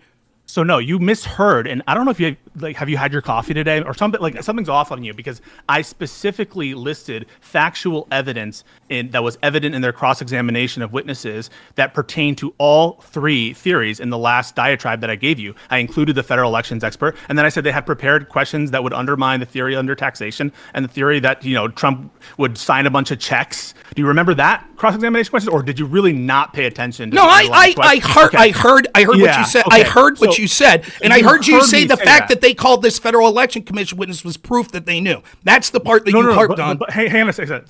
But you understand that what I just said, I gave examples of 3 sets of questions that would go to show that they were aware of the theories of the prosecution prior to the calling of witnesses, and that I included all 3 theories. And so it isn't the case that what I'm saying is the only reason we know, or the main reason we know that the defense had foreknowledge of the different theories is because of the one expert. That's just a very obvious and fun dunk on you because it's so obvious that you're bringing this up, and the fact that you've known about this case for months now. I think, what is it? It's been years since you've been indicted. I think 1 or 2 years. Goes to show that people knew what the theories were. People were criticizing the tax overpayment nature of it when they file these charges. And so it just isn't the case. It doesn't matter if they were included in motions. My argument is that they have to be things that were made as arguments before closing statements. That the defense says, for example, is it possible for the prosecution to file things in motions that they choose to not go for once the trial begins? Yeah, that's true. Yes, But by that time, they had limited it, and they had limited it to 3 theories. I think they had proposed their jury instructions already prior to the trial. That might be true. I might be wrong about that. But I'm pretty sure in terms of evidence, they would have had to limit it to those 3 theories by the time the trial started, right? Esports. I mean, I can get the underlying motions, but if this is a question of notice, the defense had notice. Anyone who says to the contrary is just lying. It's bullshit. Were they? Even if the defense Were had those 3 theories 3 of some amount, or were they the only 3 that apply to 17152? No. So those are the 3 they chose. The theories of the state, the people, related to an elections law in New York that prescribes trying to promote a candidate via unlawful means. And the unlawful means theories were the underlying federal election crimes, the taxation offenses, and then the other falsifications of business records. Those are the 3 predicate theories of unlawful means. You don't need to show completed acts for any of those, but intent to commit or conceal. And so that's what they showed. Just to be clear, if they would have included 10 possible underlying crimes and then decided to only go for 3, and never brought it up the whole way through the trial. Never brought it up. Not once. Didn't bring it up. And then when they get to speak last in closing statements, they say, oh, these are the 3 we're going for. You would say totally legit. If there were 10 possible theories of the case, and I don't see any constitutional problem with that, do you? Yes, I do. And the do you have problem any is case law for that? It doesn't matter if I have case law. I'm telling you what the problem so it's with just it's just your feels. Listen, your feels. Do we have to talk about Jamal Bowman again? What your feels lead to? Oh. Do you have any case law on people saying something and the exact opposite being true? Do you have any case law on that? Can you give me the case law? The topic, Rob. Okay. Well, right. We're sticking to the topic. So what I'm saying is that puts an unreasonable burden on the defense where they're like, okay, we have to argue against 10 potential underlying crimes, which the prosecution is not going to breathe word 1 on. Then they get to speak last, and they'll say, well, we're only going to focus on these 3. So it puts an odious that's how burden. Litigation works. No, that is not how litigation works. Yes, it is because you provide those theories in motions, you put them on notice, and then depending on how you want to spend your time and your resources in trial, that's what you get to do. Right? Unless the judge comes back as part of the dueling motions, because part of the motions practice is the other side gets an opportunity to respond to whatever you file, right? Or there might be some sort of hearing where you get to discuss it in front of the judge in person. That's the point of sussing this out. You agree to this. Now, if the judge had come back and said, hey, of those 10, you only get 3, and that's it. They might do it as a matter of discretion or as a matter of, the judge can have ways to simplify things for trial or force the state to make it easier for the jury. There are ways to do it, but in this case, we're not dealing with 10 theories. Or even that's at issue. It's 3. Again, or even to make things more efficient for the sake of trial. So you're telling me, I just want to be clear. I just want to be clear. In trials like this, where there's a crime that's committed that relies on an underlying crime, you're saying it is entirely reasonable and commonplace for the prosecution to never once address what the underlying crime was. Wait, hang on. They address the law in motions practice. I'm saying to the jury in the trial. So the jury gets the law from the judge. I don't know how many times I have to say that. That's where they get the law from. I understand that, okay, but the jury jury clearly not. I do. I do understand. I understand you think words mean the opposite. I understand that they get the law and the definitions of law from the judge. What I'm saying is the jury has the right to hear what was done to violate that law. That's the job of the prosecution. Wait. Apparently you can't hear. You don't understand. And what I'm saying is it is not right or normal for those arguments not to be heard until the prosecution speaks last in closing statement. So you're not supposed to give argument during witness testimony. If you do, there's an objection. It's called argument, Your Honor. Objection, argument. You're not supposed to give argument during questioning of witnesses. And the facts are that if you listened or paid attention or cared or learned anything about what the prosecution was doing, there was tons of testimony that went to those underlying elements. Do you recall the testimony of Hope Hicks? Do you recall the testimony of Pecker? And to say nothing of Cohen. All of these were going to the underlying purpose, the criminal intent, underlying criminal intent that upgraded this to a felony offense, and that met that unlawful means standard. And so just because they weren't given a Twitch debate about the law, as they're not supposed to, doesn't mean they weren't given pertinent facts that went to the heart of what the law meant, which is when they were given the instructions by the judge, they were able to apply. Rob, let me put it this way, right? You don't go after every single witness and say, this proves this particular element of the case, or this particular piece of evidence proves this particular element of the case. The purpose of your opening and closing statements is to say, okay, here's who you heard from as witnesses. This is the evidence you've seen. These are the elements of the crime. Jury, your obligation and responsibility is based on the instructions that you're given. Go ahead and determine if the information that has been presented to you meet these elements. What's the opening statement for? The opening statement is just like pretty much like a roadmap of what you're going to see. It's not evidence. It not outlines, evidence. right. So I'm not saying it's evidence, but it outlines why you think, it outlines your strategy, or I don't want to use the word strategy. It outlines, we'll say roadmap, that's the word you use, of why the defendant committed this crime, correct? It's a presentation to the jury to organize them and But the opening statement didn't talk about the underlying crimes either. So you don't have to. Mm-hmm. Is that normal? Hang on a second.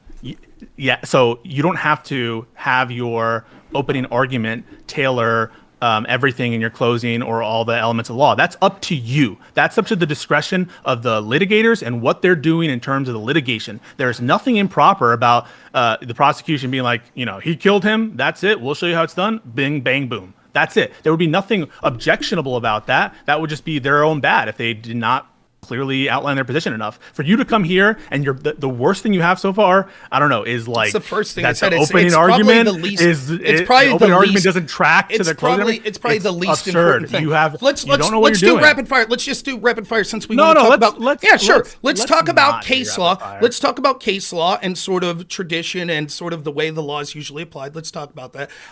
Is it normal when there's a charge that requires an underlying crime for the jury to not have to agree on what the underlying crime is? Is that normal? I can't point you to case law right now. There are statutes like this where there could be different theories of the case. Well, there could be different theories, but if a jury doesn't agree, if six of them say no, So let's say that there were a felony murder case where there's two arguable felonies. One is it was assault. The other one is false imprisonment. And 6 members of the jury say false imprisonment, and 6 members say it was assault. Everyone agrees on causation. They just disagree about what the felony was, but they all agree that a felony did it. I think all of us agree that's a felony murder, even though they didn't agree that 6 thought it was assault and not false imprisonment. The other thought the other way. So those kind of statutes exist. Can you give me a case that's happening?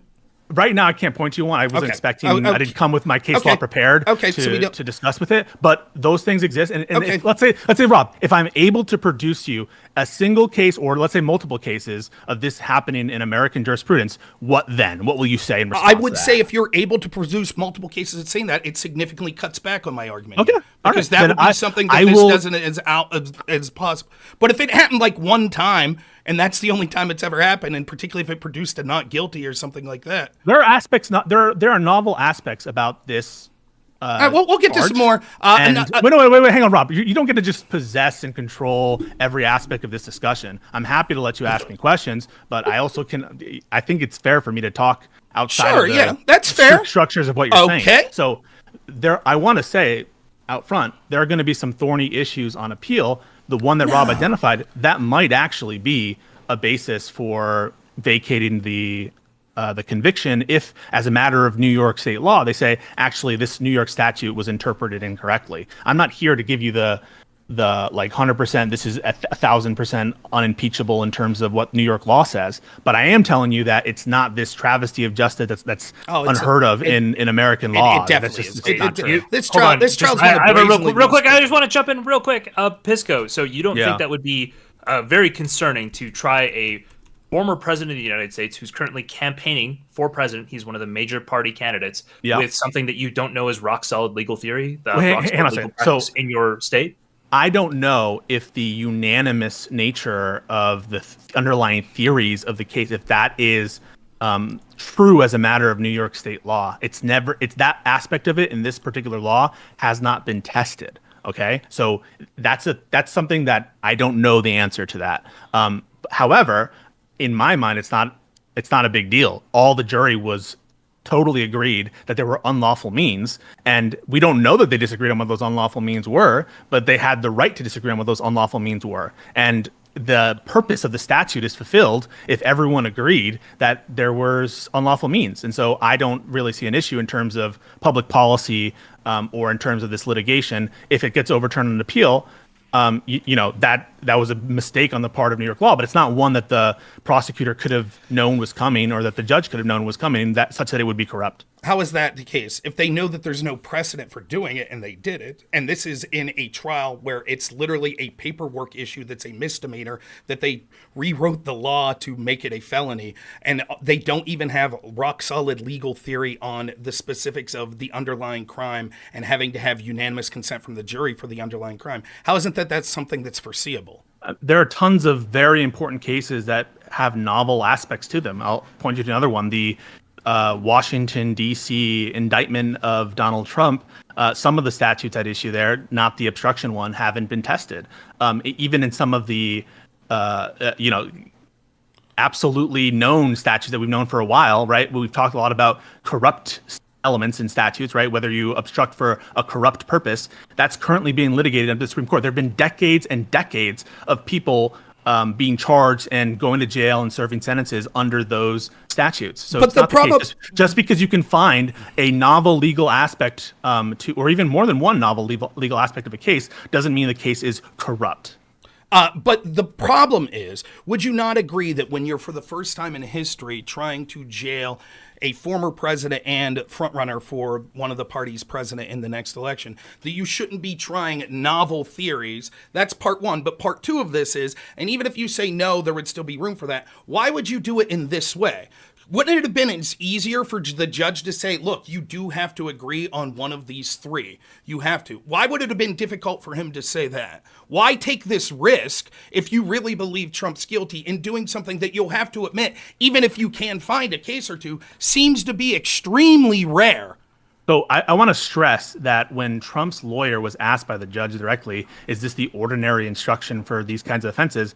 I believe the answer on the record is yes, this is ordinary in terms of that instruction. What's novel is like the exact interaction, in Esports, you can correct me if I'm wrong, the exact interaction with the various underlying theories in this particular statute and the fact that the New York election law hasn't been used much at all. I guess the essence of your question is, does it strike me as, I don't know, corrupt, bad for public policy? What's or like bad for the motive if it's novel? Like, what was your question there? Yeah, the question is, if you are agreeing, and I assume you will, that this is unprecedented going after a president, right, in this way, why would you try to do something that you think's novel that could be overturned? Doesn't this reek of you're just doing this because as a judge in this case, as a judge in the prosecution won, but as a judge specifically, wouldn't you be saying, listen, I'm going to do things as by the book as possible. This is already a crazy situation. I think that's what he was trying to do. Then why would you do something like this 444? So he asked what the normal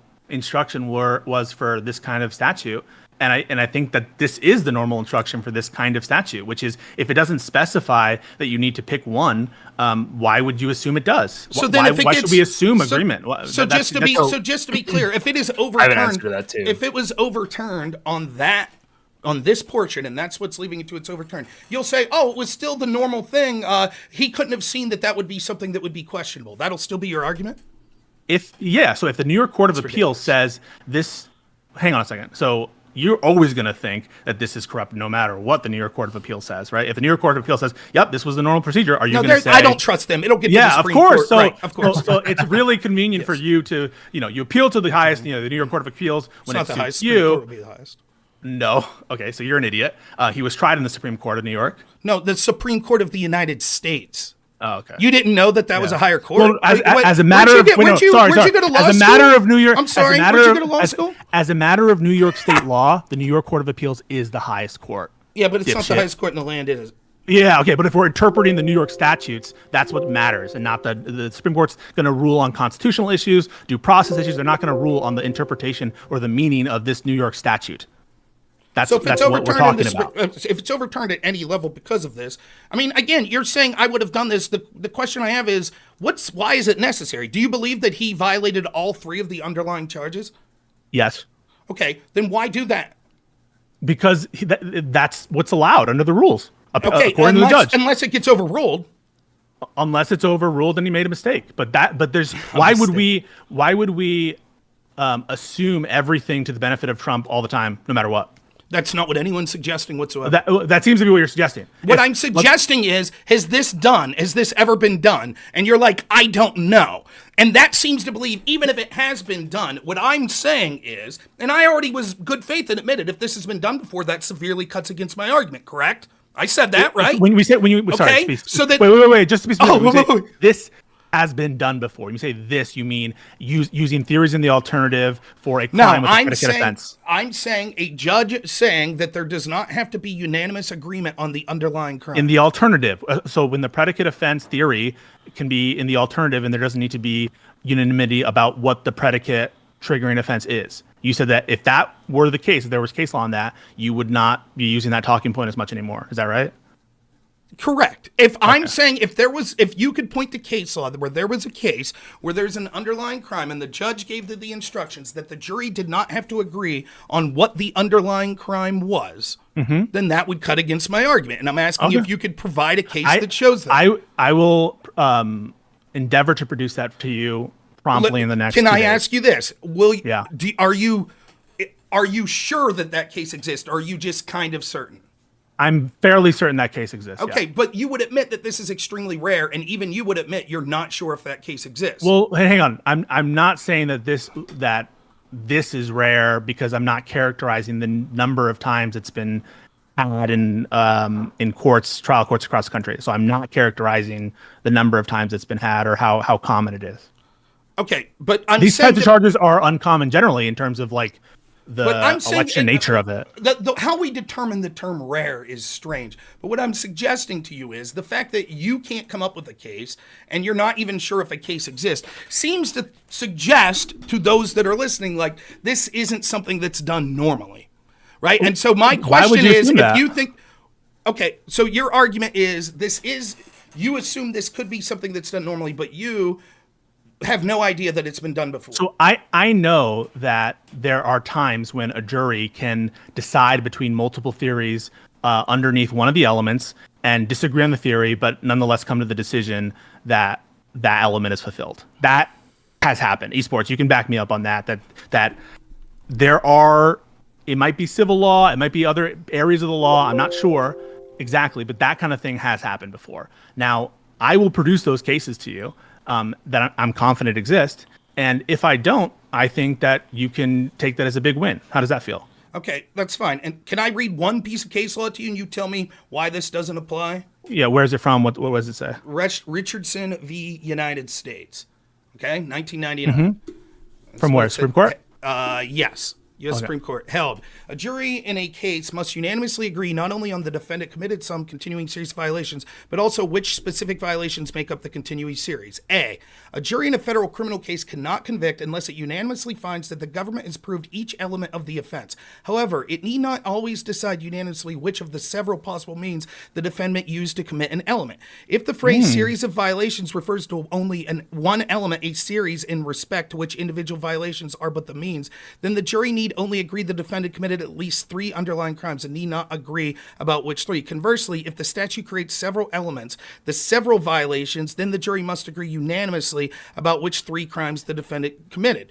So my question to you is this, I need someone to explain to me what's this saying, right? What's it mean by the several violations versus series of violations? Yeah. So one is you see that the words already.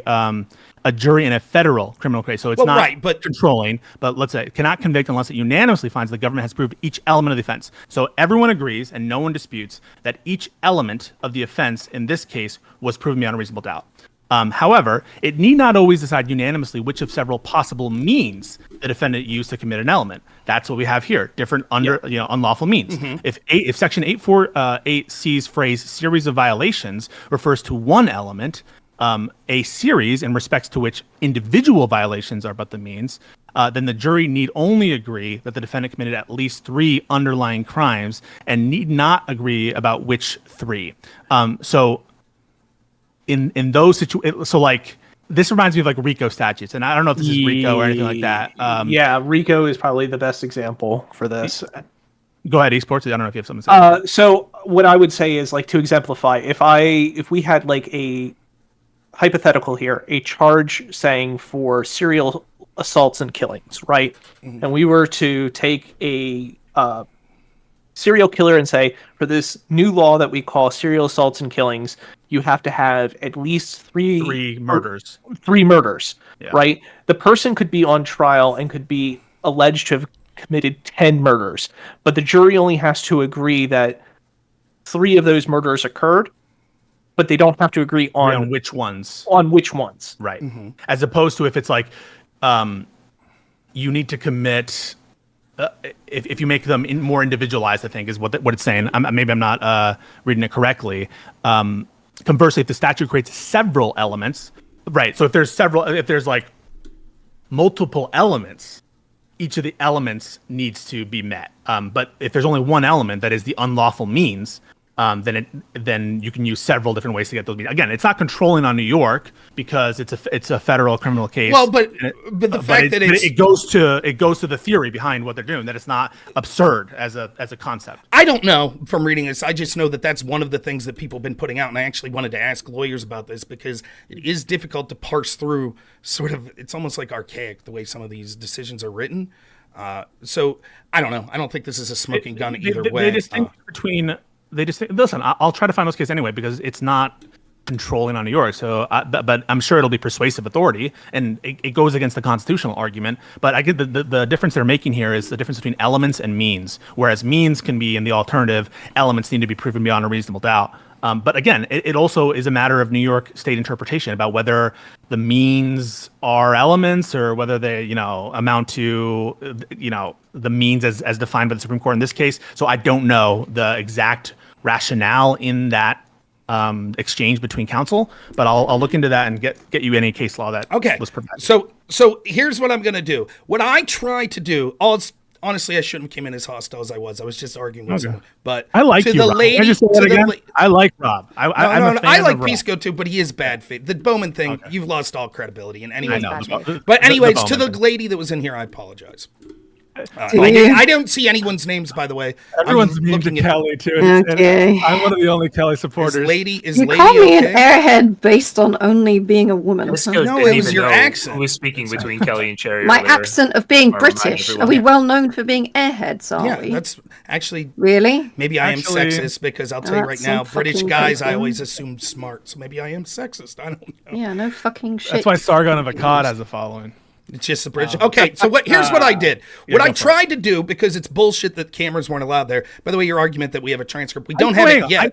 I wish we don't have it yet, and too. the cameras should be allowed because the transcript doesn't pick up on everything that's going on. So the camera should have been. There's no reason there should have been a camera other than they wanted to hold back so people couldn't see. So now I don't. That's exactly. That's my opinion. What happened, but it's a big mistake. The cameras in New York are not normal. And they're not normal in New York, and I wish they were. They're not normal in federal court. There's not going to be cameras in the federal cases either. Here's what I did, right? Because now we're all forced to go to third parties. What I tried to do was go to as many third parties as possible. So my default is Jonathan Turley, who I think is very good, but I tried to go to other people. So did you read the New York Magazine article today from Elie Honig? Elie Honig, he hates this case. Okay, and he is the senior CNN legal correspondent. Okay, he's so just for everyone, right? Just for everyone who's listening, this is no Trump sycophant, correct? Correct. He does not like Trump. Okay, So here's some things he talks about, and I wanted to go. By the way, is it a man or a woman? Because Elie could be either, right? Yes. It's a man. Okay. Elie Honig. Yeah. Okay, so that clears that up. I've never seen this person to my knowledge. I'm just reading this article, right? Sure. All right. So here's some things that they say about that's troubling with this case. We'll go through them, and you tell me if you find them troubling or not. One, the judge donated money, which is a plain violation of rules in New York from judges making political donations, to a Biden anti-Trump political operation, including funds that the judge earmarked for, quote, resisting the Republican Party and Donald Trump's radical right-wing legacy. Do I find it troubling that he donated or that he presided over the case and was able to put aside his bias?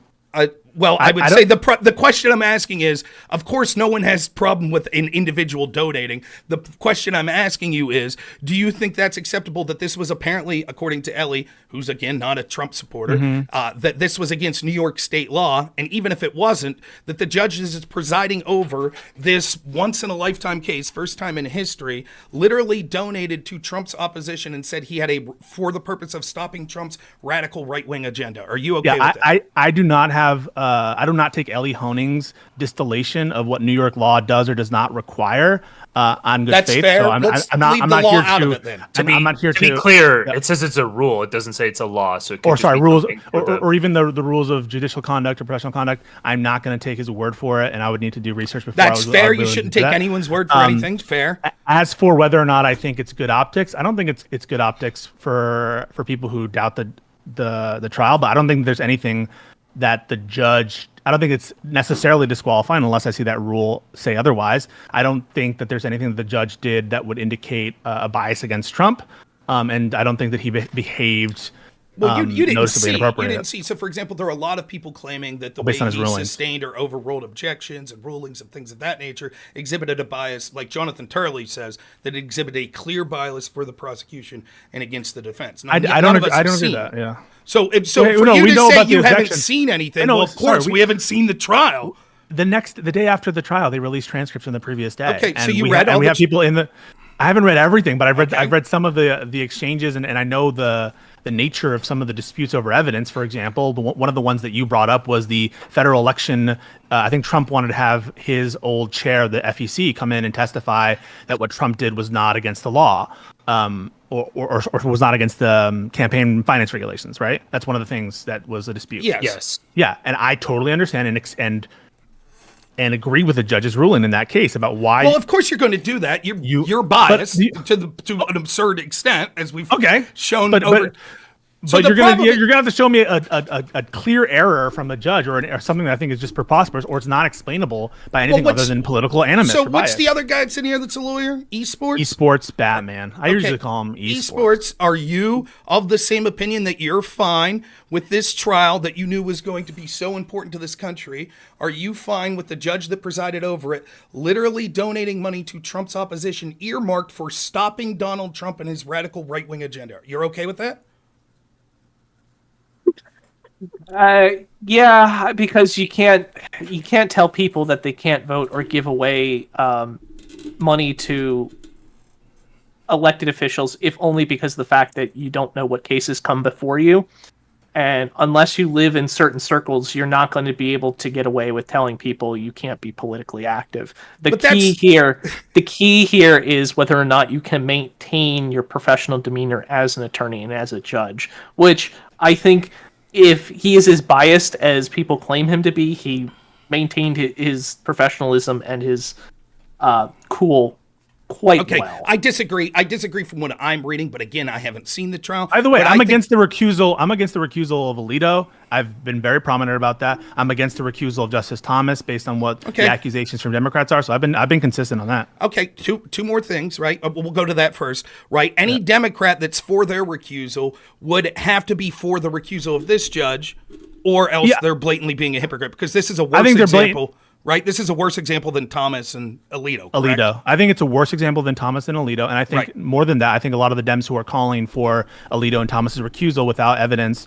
are sexist, because they're attributing this kind of theory of ownership over their spouses, which I find sexist. That's fine. You might find it sexist, but I'm gonna be a little bit honest here and say you and I both know that, especially when you get into the higher echelons of the legal community and federal judges and whatever, it comes with the territory, and that's kind of, unfortunately, whether fair or not, that is the expectation. Okay. Yeah, so clear. He means the judgment for their spouses, not that it's standard for people in that realm. No. To understand that their spouses. Yeah. The behavior of your spouse could have negative consequences on the public's view of you as a jurist in terms of your adherence to the law, your professionalism, or your impartiality. Okay. Can I ask a question?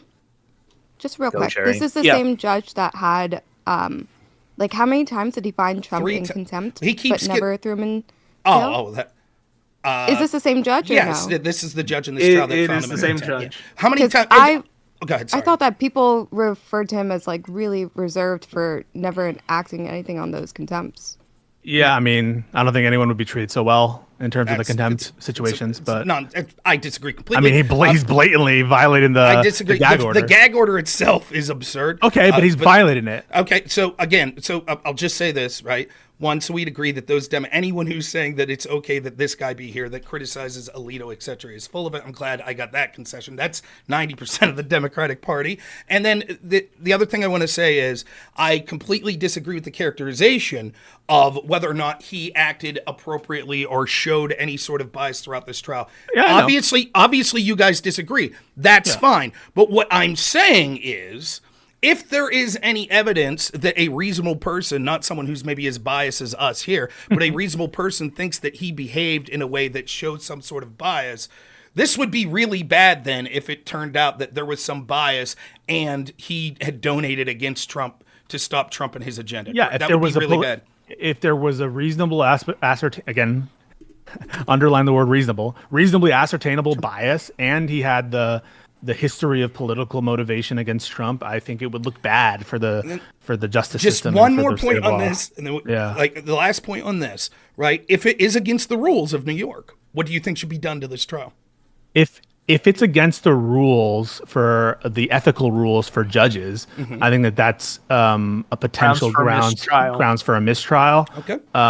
And right, so if he ignored the rules, right, that's one thing. If he ignored the rules, but again, even if he was, I think he sought an opinion or something to make sure that he was in compliance with the rules. So I think the standard to show that he did anything intentionally corrupt is you have to show some pretty good evidence of that, and I think you'd have to show that it's materially affected Trump in some way. So your argument is, so you think even if it is against the rules, you don't think it should be a mistrial? If it was against the rules, as said by the Court of Appeals, I think he asked for the first department's take on whether it was in favor of the rules, and the first department cleared it. But let's say the New York Court of Appeals says they were wrong or whatever, and then it was against New York rules. Again, he sought out an opinion, making sure it was in compliance. Then I think that there would be grounds for a mistrial if he made any ruling that was influenced by bias and materially affected Donald Trump's case. So to put this in perspective, Rob, just for a minute, typically speaking, within legal ethics, there's a rule that sits there and says that when you seek the opinion, or you have a differing opinion potentially, or a concern that a more senior or higher ranked attorney would give you instructions to act in a certain way, you are kind of protected against any issues of ethics, because the point is you want to go seek a higher opinion, and somebody who is more knowledgeable or who is your superior, it says, hey, on my reading of the rules, you're okay, which is the basis of how we operate as far as appeals and what have you. He's absolutely within his right to appeal. I expect him to appeal. Let him appeal. And if there is a ruling that he acted improperly, the key for a mistrial is going to be whether or not it materially affected the outcome of the trial, and whether or not it would have been sufficient enough to change the outcome of the trial between guilt and innocence. And that's going to be the big one that I think a lot of people are going to be very what's the bias ruling? Yeah. So not necessarily whether or not there was bias or wasn't there, but if there is found to be bias, whether or not it was material detriment to Trump. Okay, just to be clear, if he didn't go and seek a person, then what? He did. That's a matter of record. Okay, so he went to the first department. He did. Okay, so he went group, to judicial ethics if that group was incorrect in their assessment, is there a punishment for them? They're the first department. They're the court of appeal. There's the intermediate court of appeals, and they're basically in charge of the ethical rules for. This is, lawyers, I'm just looking this up. This is New York State Law, Section 17162. Judicial candidates are prohibited from making any contribution. Candidates. Okay, so a judge is allowed. I believe judges are allowed to give money, aren't they? Or are they not? I don't know. That's so. But again, this wasn't a question about whether the donation was ethical. It's about whether or not his taking over the case was ethical. Whether him being right, exactly. But if it says that a judge can't make contributions directly or indirectly, right? I don't know if they saw an opinion about that. If it says that, that's. But they disclosed that though. Hang on, they disclosed that to the First Department, so I'm not sure. I'm not sure what the First Department said about the very fact that he donated money. I'm not sure. Okay. Anyways, so my point on this is for everyone that's listening, when you hear people, even scholars like this, Elie, or is it L? Fuck, the name's so weird. His name's Elie Honig. Okay, Honig. Yeah. We'll go with Honig. That's easier. When you see him who hates Trump saying all the problems with this trial and problems with things he's like hated the it judge, from day one.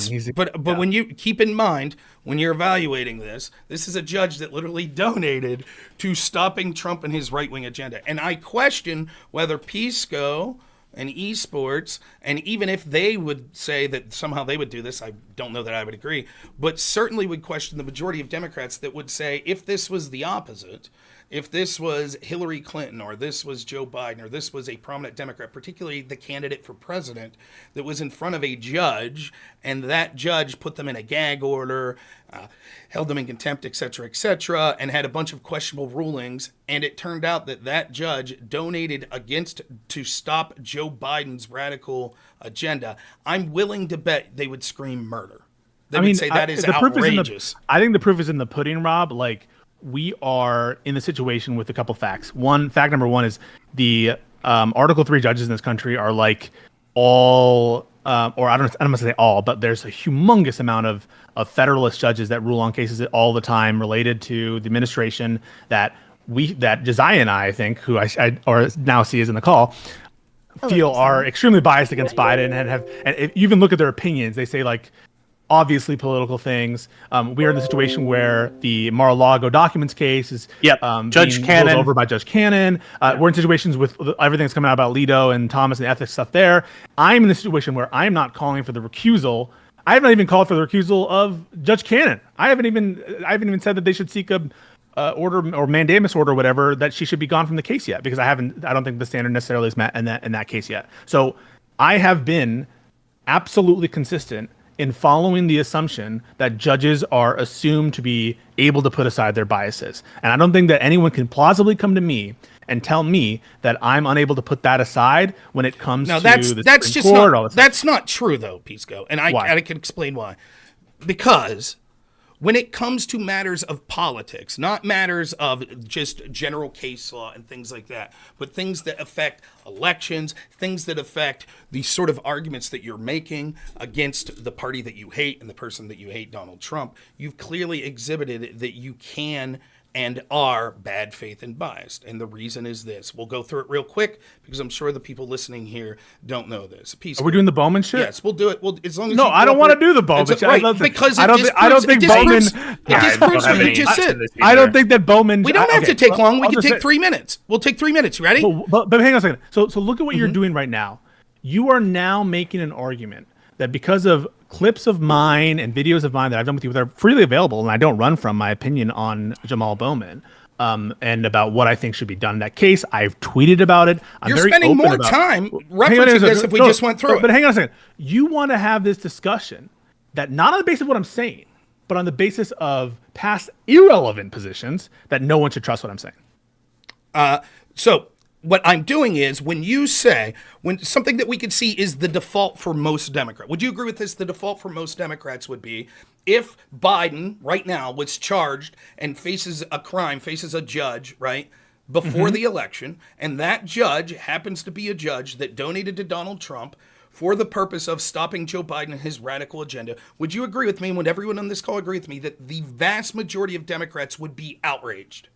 Yes. Okay, so you're then saying that you're extraordinary in the sense that you stand I'm apart. exemplary. Okay. I think I do. I think that's normal. Now, I think people are mad about Judge Cannon. Okay. But guess what? Okay, I disagree now with you're them. filibustering. People... I give you a chance to say your point, right? And so my point is, then because you're saying you're exemplary, it's worth looking into your history to see if you're right that you're able to put aside bias to directly criticize and impugn your argument that you would be able to set aside the bias. Arguing you're not exemplary. Okay, right. So here's the point, right? So why don't you leave us just do it real quick, and then we don't have to keep him and on. So no, because this very exchange that we're having right now about whether or not I'm credible as a person, whether I would put aside my bias, when I'm giving you essentially what you want, which is all Democrats in positions of authority would be criticizing a MAGA judge or whatever.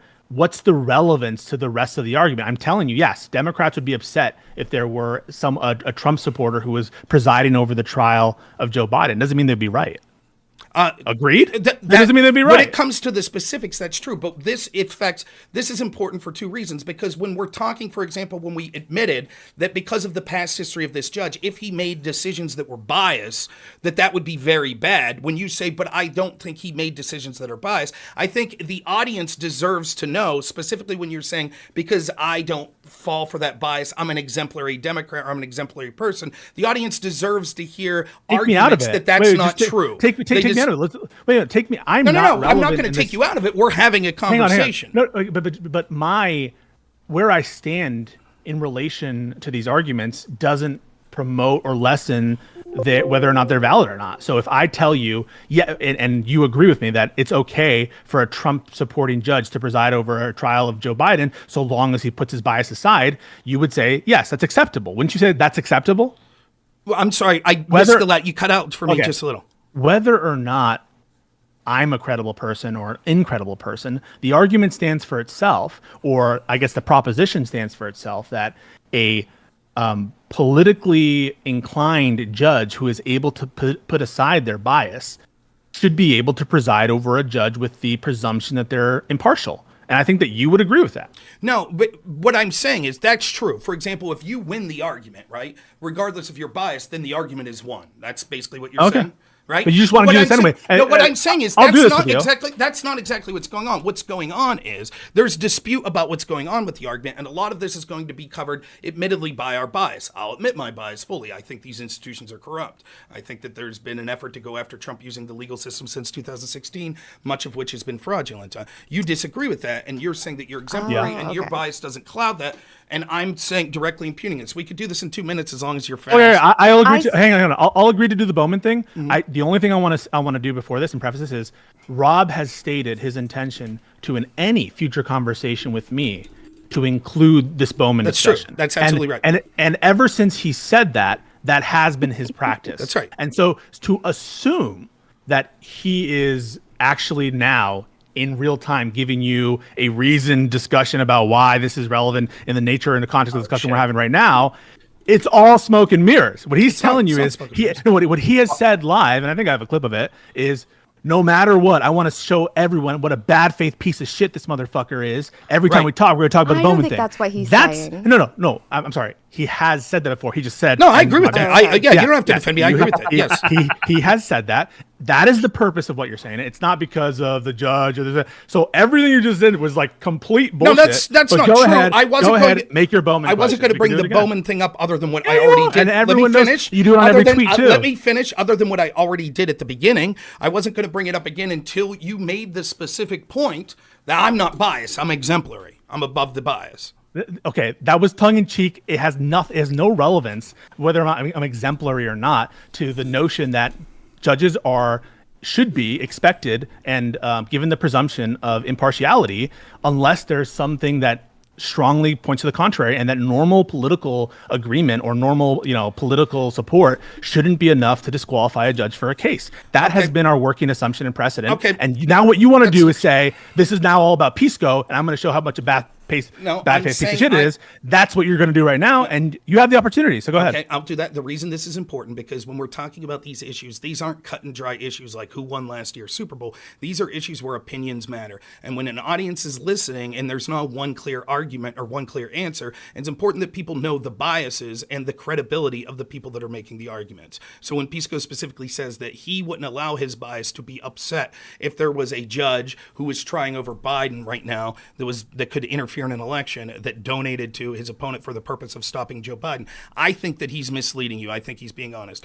Pisco, I'll just do this real short, and you can tell me if you agree. You just said I didn't say I wouldn't be upset. What I said was I wouldn't be calling for recusal on the basis of that. Okay, so unless there was something else. Right? What you would do, just so you know, what he would end up doing is saying everything, every objection, sustainment, etc. He would say, "Oh, the judge is exhibiting his bias." That's what he would do. That's the problem. See, that's what you would do. Have I done that with Judge Cannon? I mean, the proof is in the pudding. Have I done that with Judge Cannon? I don't know. You see me tweeting every week about Judge Cannon? The difference is Judge Cannon didn't do this. She didn't donate. Have you seen me doing this? It's a difference. I have not. This is a different question. The reason it's different is because you would say, because you admit you would already be upset if this judge got the trial. You said that, right? I'm not happy that Judge Cannon got the Joe Biden, the Trump Mar-a-Lago. But there would be more grist for the mill that you have this specific, which you've already said is uniquely damaging if there's any bias. So I just want to be clear, real quick. You're saying here for the first time that Cannon hasn't done anything that you consider biased. You agree with all? No. I think that there are things that she's done that are biased. Hang on. I think that. Hang on a second. I think that there are things that Judge Cannon has done that are biased. What I've said is she should still, until she crosses a certain threshold, which I don't think has been crossed just yet, be given the presumption of that she's an Article III judge, and she should be in the case, and that her decisions are going to have to be the decisions of the case. And I haven't called yet for her recusal or her ouster at this point. Okay, so.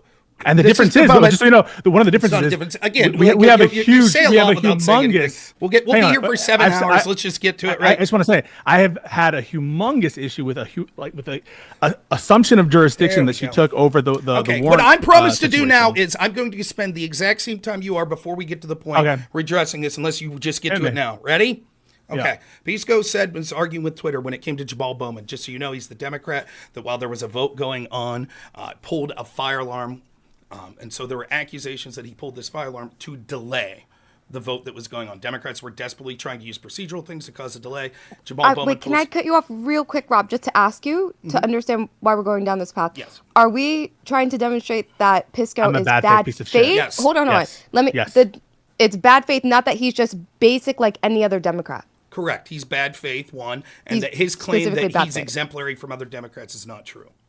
Okay. So Pisco's argument. So everyone kind of knows the vague outlines. The specifics of the case aren't that important. Pisco's argument's what's important. Pisco, I want you to stop me and say that's wrong if I say something that's incorrect. All right? Yeah. Okay. One, Pisco's arguing with people online. One of the arguments that lefties were making was Pisco. There we go. Bowman didn't intend for the fire alarm to go off, and Pisco said that's absurd. Clearly, he intended. So far, so good. Yeah, at the time, yes. Yeah, and that's what you were saying publicly. And this is before, the arrest record was shown or the video was shown. Pisco's, the day of, people were saying, oh, he didn't intend for the alarm to go off. And Pisco's saying, that's ridiculous. Yes, he did. Subsequently, Pisco may have had many arguments, and Pisco's admitted that lying to law enforcement, particularly if you're the target of an investigation, is a crime and should be prosecuted. Also true, Pisco? Usually, yes, if it's a material lie that matters to be prosecuted, always applying the principles of prosecution in the Justice Manual. Okay, so, and then what occurred was this. We saw the sort of, I forget what the name of the document is, but we saw once Bowman was given a slap on the wrist, as I knew he would, and he was just charged with improperly pulling a fire alarm and not. Pisco was in support of that prosecution, correct? Right. Pisco was in support of the $500 fine or whatever. Pisco was not in the support. Misdemeanor charge and the pleading guilty. Pisco was not in support of the actual crime that it committed. He was not in support of the actual crime that was committed, was delaying an official proceeding. Pisco said no, he didn't see evidence. I don't think there's proof beyond a reasonable doubt to show that Bowman pulled the fire for the purposes of obstructing an official proceeding. There's not enough proof on that. Okay, so Pisco's for the slap on the wrist, not the serious crime. That's all you need to know. When the transcript comes out of what he told law enforcement when he was originally questioned, he was asked, did you intend for the fire alarm to go off? And he said no. Is that correct, Pisco? That's what was reported, I believe. from my recollection. So then if we use a syllogism here, Pisco said that clearly he intended for the alarm to go off. Bowman I think he claims, intended to pull the alarm. And I think he intended to get out the door. I'm not sure. I'm sorry. So we're going with the syllogism. So everyone heard Pisco admitted this is what happened. Step one was Pisco admitted he clearly intended for the alarm to go off. That's step one. Step two, Pisco said lying materially to law enforcement is a serious crime and should be charged. Then we see the record that shows, based on Pisco's logic, he said, I did not intend for the alarm to go off. That's material because that's literally the question that's being asked by law enforcement to see what this crime was. And Pisco's defense of why he should not be charged with this crime is because when Bowman said, I did not intend for the alarm to go off, what he really meant was he did intend for the alarm to go off. No, what I That is what you said. So what I said, and everyone can go and watch these debates with Rob. Mm-hmm. You don't have to rely on his representation, often flubbing on the chronology of both our discussions, what actually occurs. So you should never trust Rob's statement on a previous discussion. What I said was, I don't think, I'm kind of 50-50 essentially about what his motivation is and whether or not he was trying to start an alarm in the whole building or start, pull it to open the door and he just had a brain fart, and that I really don't think that there's sufficient proof beyond a reasonable doubt to charge him with greater offenses or a felony to certainly not to obstruct official proceeding at the time, but that I opened an investigation. I'm glad he pled guilty to the other offense. I think that's perfectly reasonable. And I think people who are hung up on the Bowman thing are like sad and pathetic losers. Now, notice that Pisco just said a lot there, and he did not dispute what I just said. In fact, in Pisco's own words, which he agreed to, he said that it would be a lie, that it's impossible that he didn't intend for the alarm to go off. When I said, that's what you said, Pisco, you said, yes, he acknowledged. He intended to pull the alarm. No. What I've said before is that the whether or not he intended for the building alarm to go off, I mean, I don't know. Do we need to go back to your Twitter? Do we need to go back to your Twitter and the audio? Because I could do it later. Now you're saying, now I just want to be clear. And I asked this specifically and you said that's true. So now you're claiming you never told people that were saying, oh, there's no proof he intended for the alarm to go off. And what you said to them on X was, no, that's not true. He knew the alarm would go off. Hang on. So none of my tweets were deleted. What you can see me doing is like ridiculing people who thought that he confused it with like a handicap open door thing. And yeah, so I don't know. You can go look at the Twitter. So I just changed. We just spent 5 minutes on it. I don't want any more. You guys. Yeah, I know. I'll finish up. I'll get the last word. Do you think that was relevant at all to anything we're talking about? That wasn't relevant. Wait. Can we pull the room? Cherry, Esports, Josiah, and I don't think that Kelly's here anymore. Does anyone think that was relevant to our entire discussion for the last 40 minutes? No. I understand. It could be relevant, but I don't want to litigate it. It could like if somehow he was able to prove that you were completely biased, Pisco, and you completely made shit up, which I don't think he can. I think it could be relevant.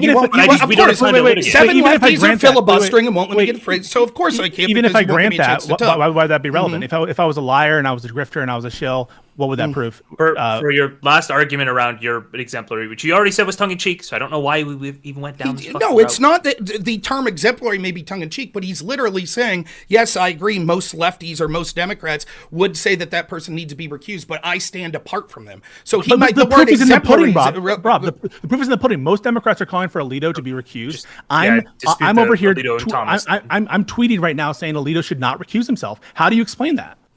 Because it's not the exact situation that we're talking about. What I'm showing is that you could say, again, so your theory is not predictive at all, and it's not helpful. I'm saying that Alito is accused of his wife hanging a flag up, one of which hang outside the San Francisco courthouse for decades. Are all saying he should recuse, I'm not. Okay, are you going to keep interrupting? You're going to let me finish. Are you going to interrupt or you keep me finish? That's different than a judge specifically, such as if Alito donated to Donald Trump and said to stop Biden's radical agenda.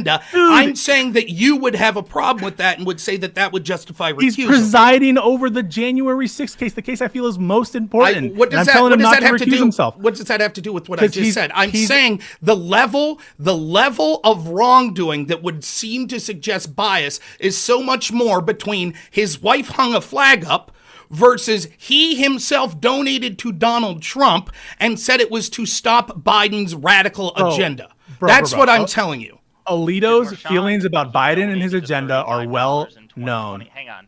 For clarification, when Mershon donated the $35 in 2020, did he append a note where he says he's trying to stop Trump's radical agenda? The earmark, it was the earmark on the fund.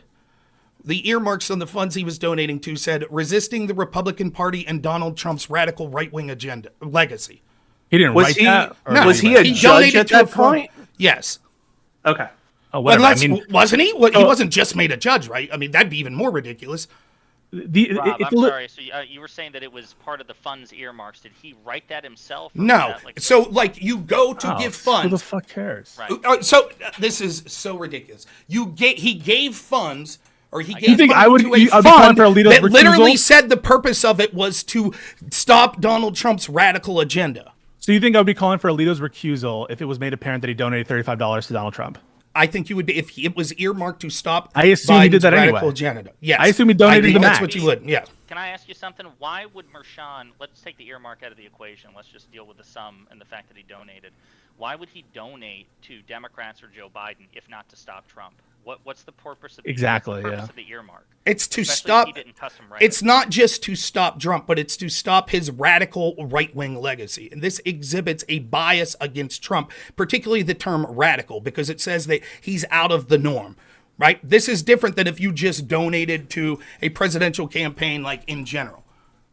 And again, Josiah, I know the same is true of you. If this was, you're actually calling for Alito. You're actually, by the way, Pisco already gave the rationale for why you're a hypocrite, because you think Merchant's fine and you think Alito should be recused. Pisco, would you not say that makes Josiah a hypocryte? I think that it's perfectly reasonable for Republicans. Go ahead, Pisco.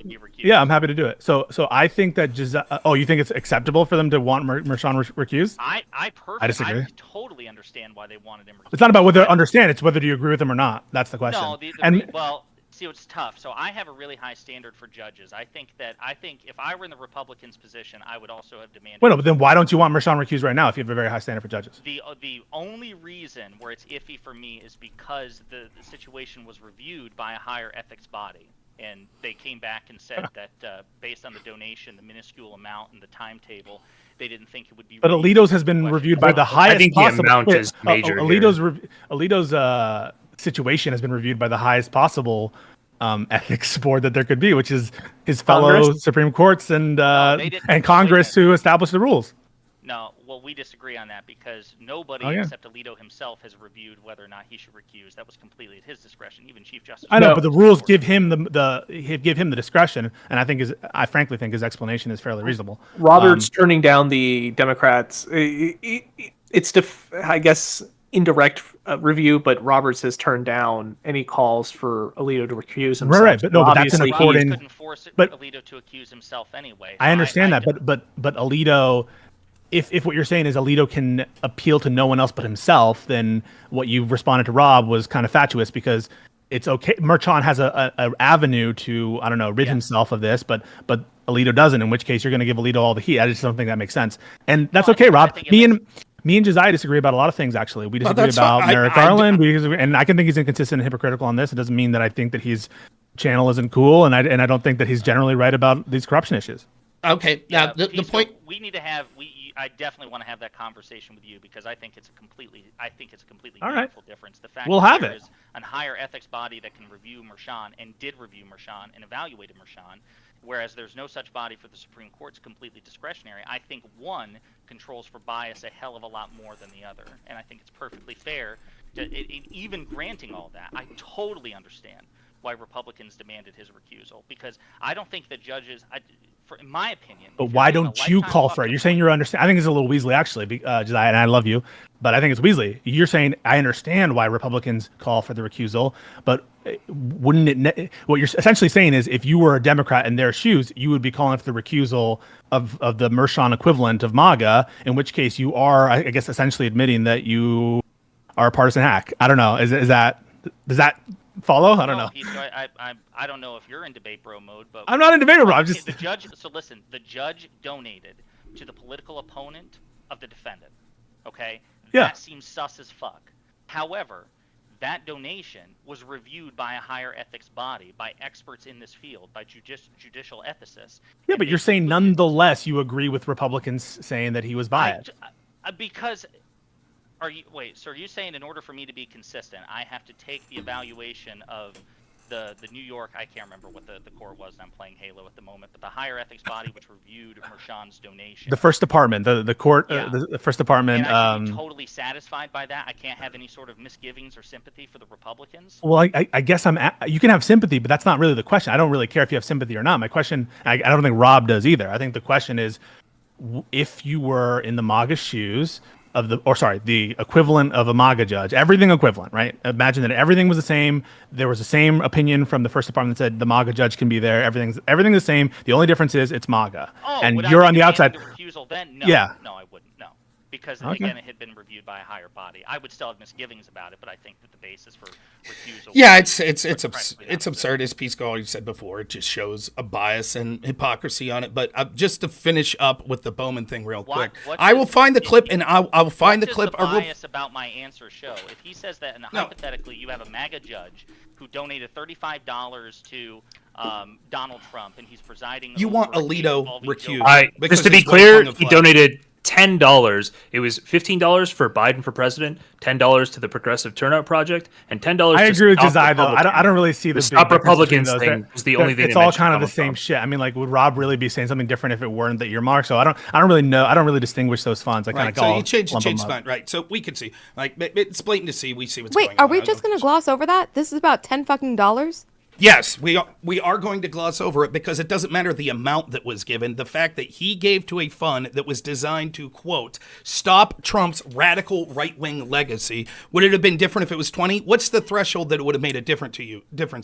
$2,000. No, I agree that something that shows a bias, right? It's something that you should look at. Yeah, whether it's $10, whether it's 20. I don't really. The amount doesn't matter, right? So, oh my God, you can't even buy a large Happy Meal with that. Thank Biden for that. It doesn't matter. It's about showing where your persuasions are publicly in a way because it's going to be reported. All right. So just to finish, I just want to clear up because I was filled back to Bowman. A bunch of people interjected, so I could make my fun point.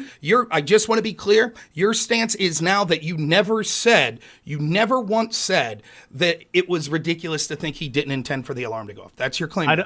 I don't recall all my statements that I made about Bowman. What I recall saying was that it's absurd to think that someone looks at a fire alarm, pulls it, and thinks that it's not a fire alarm. Whether or not Bowman is we'll look it up. I don't know. We'll look it up and see if that's it's all available on my Twitter. Yes, we will. I will look it up and I'll try to find. I have to go back through your Twitter at the time to try to find exactly what you said. Bowman, you'll get all the tweets. But listen, it's not just that; it's also what you said on my channel. So I'll go back through and we'll see what your quotes were. Make a manifesto. Make a Bowman manifesto. I don't need to make a manifesto. But Rob, I understand the need to keep interrupting as I'm saying that. I get that, right? And if I was so blatantly a partisan hack, I would want to make sure that people weren't hearing it and try to interrupt and filibuster over it as well.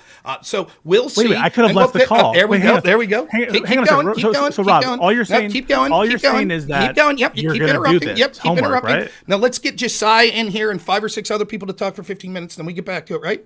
Or you could just I don't want to ever hear you complain about my shenanigans again. Okay, Rob, tell me when you're done talking. Okay, I will. Sound good? Usually it's because there'll be a pause and there won't be anyone talking, you could tell, but I'll finish it up. So your claim is that you never said that. We'll see if that's the case. So the question I have Wait, you just lied, right? Tell me how you just lied. You want me to stop you? Can you expand on that? Can you expand that? Yeah. So you're just so Rob just said your claim is you didn't say that, right? Your claim is that you're now claiming you don't remember if you said it. Fair? I think that's a fair representation of what I just said. Don't you guys? Well, okay. So then the question I have for you right now, we'll see if you ever said it or not. One, you have Joe Biden brain.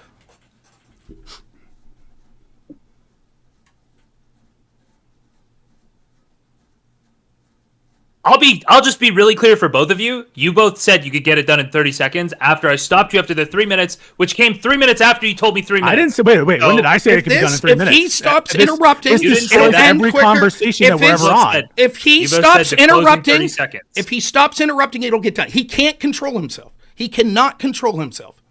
Now, Pisco, you going to let me finish this? Yeah.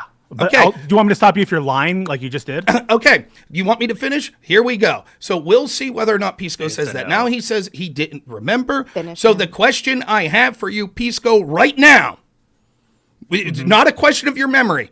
Is there a chance Jamal Bowman pulled the alarm not thinking the alarm would go off? I think there's a chance. I think he had a brain fart. It's possible. Okay. So if you said otherwise in the past, you'll admit that you've changed your answer. If I said that it's impossible in the past that he could have had a brain fart when he pulled it, I have had discussions with my Discord in the lead up to that where we've discussed intimately like all the possible scenarios and how they don't really make a lot of sense. And so, I mean, it's what I'm. If I said categorically, I'll give you the same treatment you give me. You notice how he can never say yes, no. He always talks for like 15 minutes and doesn't answer the question. You notice that, right? So I'll just say this. Didn't I answer your question categorically or not? So I'll finish with this. Pisco's in one of two spots that show that he's bad faith. Either one, he said, clearly any human being knows if you pull a fire alarm, you're intending for the alarm to go off, and so that means that Pisco is now changing his stance because his stance now is. When he said, I didn't intend for the alarm to go off, what he really meant was, I did intend, which shows Pisco's a partisan hack. Or second, Pisco's now trying to claim, no, I always was of the position that actually Jamal Bowman pulled an alarm thinking an alarm wouldn't go off. It didn't in his mind connect, when I pull an alarm goes off, which is almost, if not more, ridiculous. That's Pisco's position. So both of those show that he's a partisan hack. It is absurd to say, actually, I think he knew an alarm would go off. But when he said to police, I didn't think the alarm would go off, what he really meant was, I did think the alarm would go off, which is Pisco's stance. He hasn't denied it. He went in a big 3-minute rant when I brought this up before and said, no, what I really said was blah, blah, blah. But he didn't get to that last part. What he said to me over and over was, I think when he said I didn't intend for the alarm to go off, what he really meant was, I did intend. That's Pisco's position. That shows he's bad faith. And it's a second level of bad faith to also say, when a guy pulls a fire alarm, he didn't know that an alarm would go off. That never registered that would happen. That's it. Yeah, so you can see Rob destroys every conversation we're in with this endless scrawl about the Bowman situation. As I've said before to Rob numerously on different platforms, on multiple conversations, which have happened in the Crucible and times we've been put on panels, every time since we've had that Bowman discussion, this has come up. I've told him that I'm not sure what the real reason is for Bowman going on, that I'm in two minds about it. I don't think that I have a good explanation, that every explanation to me defies logic in terms of what Bowman's motivation is and about why it is he pulled the alarm. And so I made that clear that I don't have a position about the definitive reason why he pulled it. But he wants to bring this up every time, not because it's relevant to the substance of what we're talking about, because he knows it's going to sandbag the conversation into grounds where he's more comfortable in. He was getting rocked in the previous conversation we had, where he did not know the basic function of the jury, the basic purpose of the judge and jury instructions, or really any of the reasons why certain things weren't brought up in the course of witness testimony. And so he feels a little uncomfortable, a little bit insecure that he finally has someone who actually knows what he's talking about with respect to this trial, and he's not just like beating up on just like, I don't know, stoners that come onto his show or whatever. And so he goes to comfortable ground, sandbags the conversation, bores everybody. And it's why these conversations, though I don't run from them, are painful as fuck. Okay, so Pisco, again, deflects from the fact that he actually said this, and I'm not getting blown out because, as you can see, the opinions I have are for people that have a far larger history of involvement in the judicial system and are more established than Pisco, that are raising the same questions I did. I didn't pull them out of my ass. I pulled them from senior CNN legal correspondent who hates Trump, who was the person who brought up this part about it seems odd that the prosecution didn't bring up these underlying crimes until the closing statements. That seems odd to them. Now, if Pisco's right that that's so laughable, how could anyone think that? Clearly, that's the normal way things occur. Why would someone that has more credibility and more experience in the law, I mean, I guess Pisco's going to say that Honig's just wrong on this, which could be the case. That absolutely could be the case. And I'm not a lawyer, which I'll fully admit, but it's not that I'm just pulling things out my ass. And we'll see if other people that know more about the law than me disagree with Pisco and apparently Esports as well, that think that, yeah, it's pretty unusual and not a good thing for the prosecution to not set and explain what the actual underlying crime was until closing statements. Now, if you want to get to sort of the rest of this article, then I'll happily leave. We don't have to litigate all day on all of this. I mean, you wasted all the time with this dog with about the the stickle. original case? Like, yeah, go the for it. original I have thing 5 more minutes. I have to go, but like, well, can I get to? It's so annoying, Rob, and it's more one of the to- reasons why I don't interact with you anymore. It's not because I'm avoiding the Bowman thing. Is we've had it out so many times. How many more times do you want to do it? Every time I talk to you, we'll do it if an issue of your bias comes up. But that's so stupid. No, I mean, like, it's blatant. you're Everyone that's wasting- listening knows. Hey, Cherry, is that blatant? Him saying when he said he didn't intend for the alarm to go off, Does what he anyone really do meant this was he did intend? Does anyone do this to you? I mean, this Yes. wouldn't be acceptable in your debate course, classes people- or where the fuck that you're running. Do people? Of course, remember that? people do this type of shit. Dude, you want to go through the list of shit that's got done to me? Doxing, When have my I- employers being hang on. called. I don't shit like support that. any of that. I don't support That's your true. I deplatforming. never claimed you would. Of course. Of course. I have never. I've tried to stay on topic of the discussions. I've tried to follow you. I'm one of the few people, Rob, in fact, that follow you into the weeds to discuss the various issues you have. I would think that you value those on point discussions as opposed to the things, the Bowman stuff. That's fine. We disagree on it, and you think it proves It's that I'm not a a hack. dis- I accept that you think that I'm a hack or bad faith hack based on that. I accept that that's your view. I don't agree. We've had that discussion. You can have this And you wanna have criticism it every single time. You can have this criticism of me. My criticism of you is when you ask me a question, I almost always answer yes, no. When I ask you something, what you do is you use 1,000 words without answering the question. That's what you do almost every single time. So if your criticism of me is I delay the debate because I bring up the Bowman thing, which if you weren't doing your usual strategy of just not directly answering the question, instead rambling on about something irrelevant for 3 minutes, it would only take 4 or 5 minutes. And if you wouldn't interrupt constantly and things like that, it wouldn't take that long. So we each have a criticism of each other. If you only have 5 minutes, can we get to the case real quick? I mean that's Yeah, fair. The back last to thing I'll the say on case. that. The last thing I'll say on that is I've clearly made enough statements for you to be able to construct a syllogism, and so there's enough definitive statements I've made such that you're able to cross-examine me on it. So I don't really think that there's a lack of clarity on my position. Other things that were unusual about this case. Honig says that there has never been a case. I'm sorry. Let me read his exact words. In fact, no state prosecutor anywhere has ever charged federal election laws as a direct or predicate to a state crime. None, ever. Even putting aside the specifics of election law, the Manhattan DA itself almost never brings any case in which falsification of business records is the only charge. Agree or disagree? I think that's a correct statement of precedent. I don't think I haven't heard of a state before charging based on a theory related to campaign finance.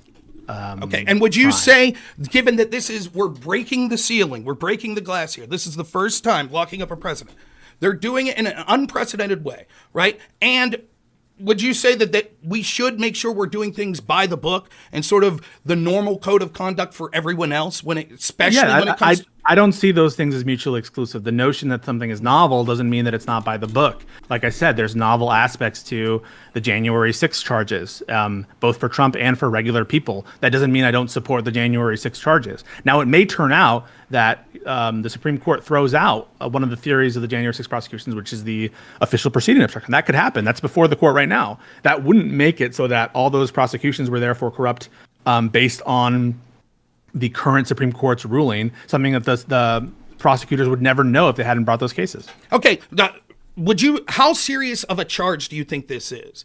I think it's serious. So you think it's very serious? Yes, it's very serious. Okay, so this is originally a misdemeanor charge, right?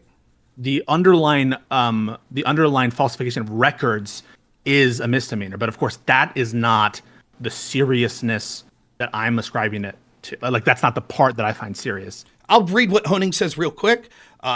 First, nobody cares about a misdemeanor. It'd be laughable to bring the first ever charge against former president for a trifling offense that falls within the same technical I largely agree with that. of shoplifting. So you agree that it's trifling. Second, to inflate the charges up to the lowest level felony and electroshock them back to life for the longer felony statute of limitation, the DA alleged the falsification of business records was committed with the intent to commit another crime. Here, according to prosecutors, the another crime is New York State election law violation, which in turn incorporates 3 separate unlawful means: federal campaign crimes, tax crimes, and falsification of documents. Inexcusably, the DA refused to specify those lawful means actually were, and the judge declined to force them to pony up until right before closing arguments. So much for constitutional obligation to provide notice to the defendant of accusations. For Honig. Okay, as we've talked about just now, I think that's a ridiculous thing to say. I think they had plenty of notice, and I think he's out to sea on that. Okay, in these key aspects, the charges against Trump are unusual. They're bespoke, seemingly crafted individually for the former president and nobody else. Honig in that sentence is calling this corruption. Mm-hmm. That's right. So Honig who Alvin Bragg is his former colleague, I think at SDNY and all that stuff. He's essentially stating in this statement that all of this was created for Trump to get Trump because it's political. Mm-hmm. And if that's the case, I'm not sure why he's not voting for Trump. Okay, just a couple more things because I know you got to get going, and I'll stick around if people want, but I know you have to get going. Can you explain to me? You said he met all three underlying crimes. We don't have time to get through them. One of them was the federal election law. Can you explain to me how you think he violated the federal election law in your own words? Yes. So when Michael Cohen made a loan to Donald Trump by paying for the non-disclosure monetary component of the non-disclosure agreement, that was a loan to Donald Trump. A loan is a thing of value that's specifically cataloged in election campaign finance law as a contribution. It's a type of contribution when the expenditure is made at the direction. It's a loan is a direct contribution to Trump, but it's also it could also be considered an expenditure directed by Trump.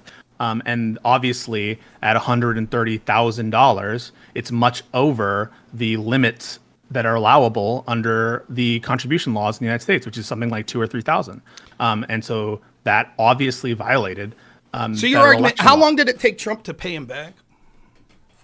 How long did it over the course of like a year? They broke up the payments, tried to structure them in a way to hide where they're from and to mask what they looked like for the purpose of evading their requirements under the FEC. So your argument is because Michael Cohen used his own money to pay Stormy Daniels.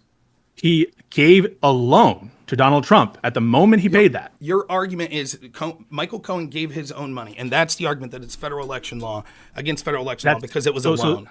That's your argument. So it absolutely was a loan, and it also was an expenditure that was organized by Donald Trump. What do you mean expenditure? What do you mean? It's defined in the fine. I'll No. What I'm asking is, the term expenditure includes any purchase, payment, distribution, loan, advance, deposit, or gift of money, or anything of value made by any person for the purpose of influencing any election for federal office. I defined it for you. Defined expenditure, though. You just read something that included the word gave you the definition. I just gave you the definition of the term expenditure as it is in the federal election law. But didn't it use 5 seconds? Wait! If you'd settled down, didn't it use the word expenditure in the definition? No, of course it didn't. Can you reread it again? The term expenditure includes any purchase, payment, distribution, loan, advance, deposit, or gift of money or anything of value made by any person for the purpose of influencing an election for federal office. So then, can I ask you real quick, if Cohen hadn't ponied up his own money, but instead Trump gave him the money in forehand and then he gave to Stormy, would that have been a crime? That would be a crime, yes. Okay, why would that be a crime? So because he would not have fulfilled the notice requirements of writing it down and notifying the Federal Election Commission of all his campaign expenditures. Okay, last question. Was Hillary Clinton... Did I answer all your questions? Yeah, you said exactly what I wanted. Last question. Is Hillary Clinton's business based in New York? Hillary Clinton's business... Which one of them? I don't know. Does she have business? Why isn't she being charged? Because there isn't nearly... If you're referencing the little... what you want me to tell? I'll tell everyone. Wait, no.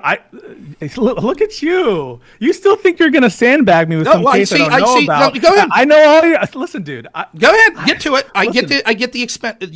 So you're pretending, right? So you're pretending in 2 cases. One in which a payment was absolutely disclosed to the FEC. That payment was disclosed. She was found guilty. She was found guilty. She had to pay a fine. She was found guilty. Did she pay a fine? Did she violate FEC law? Regulatory agency. They came to a settlement. I don't even know if it was her or if it was her campaign.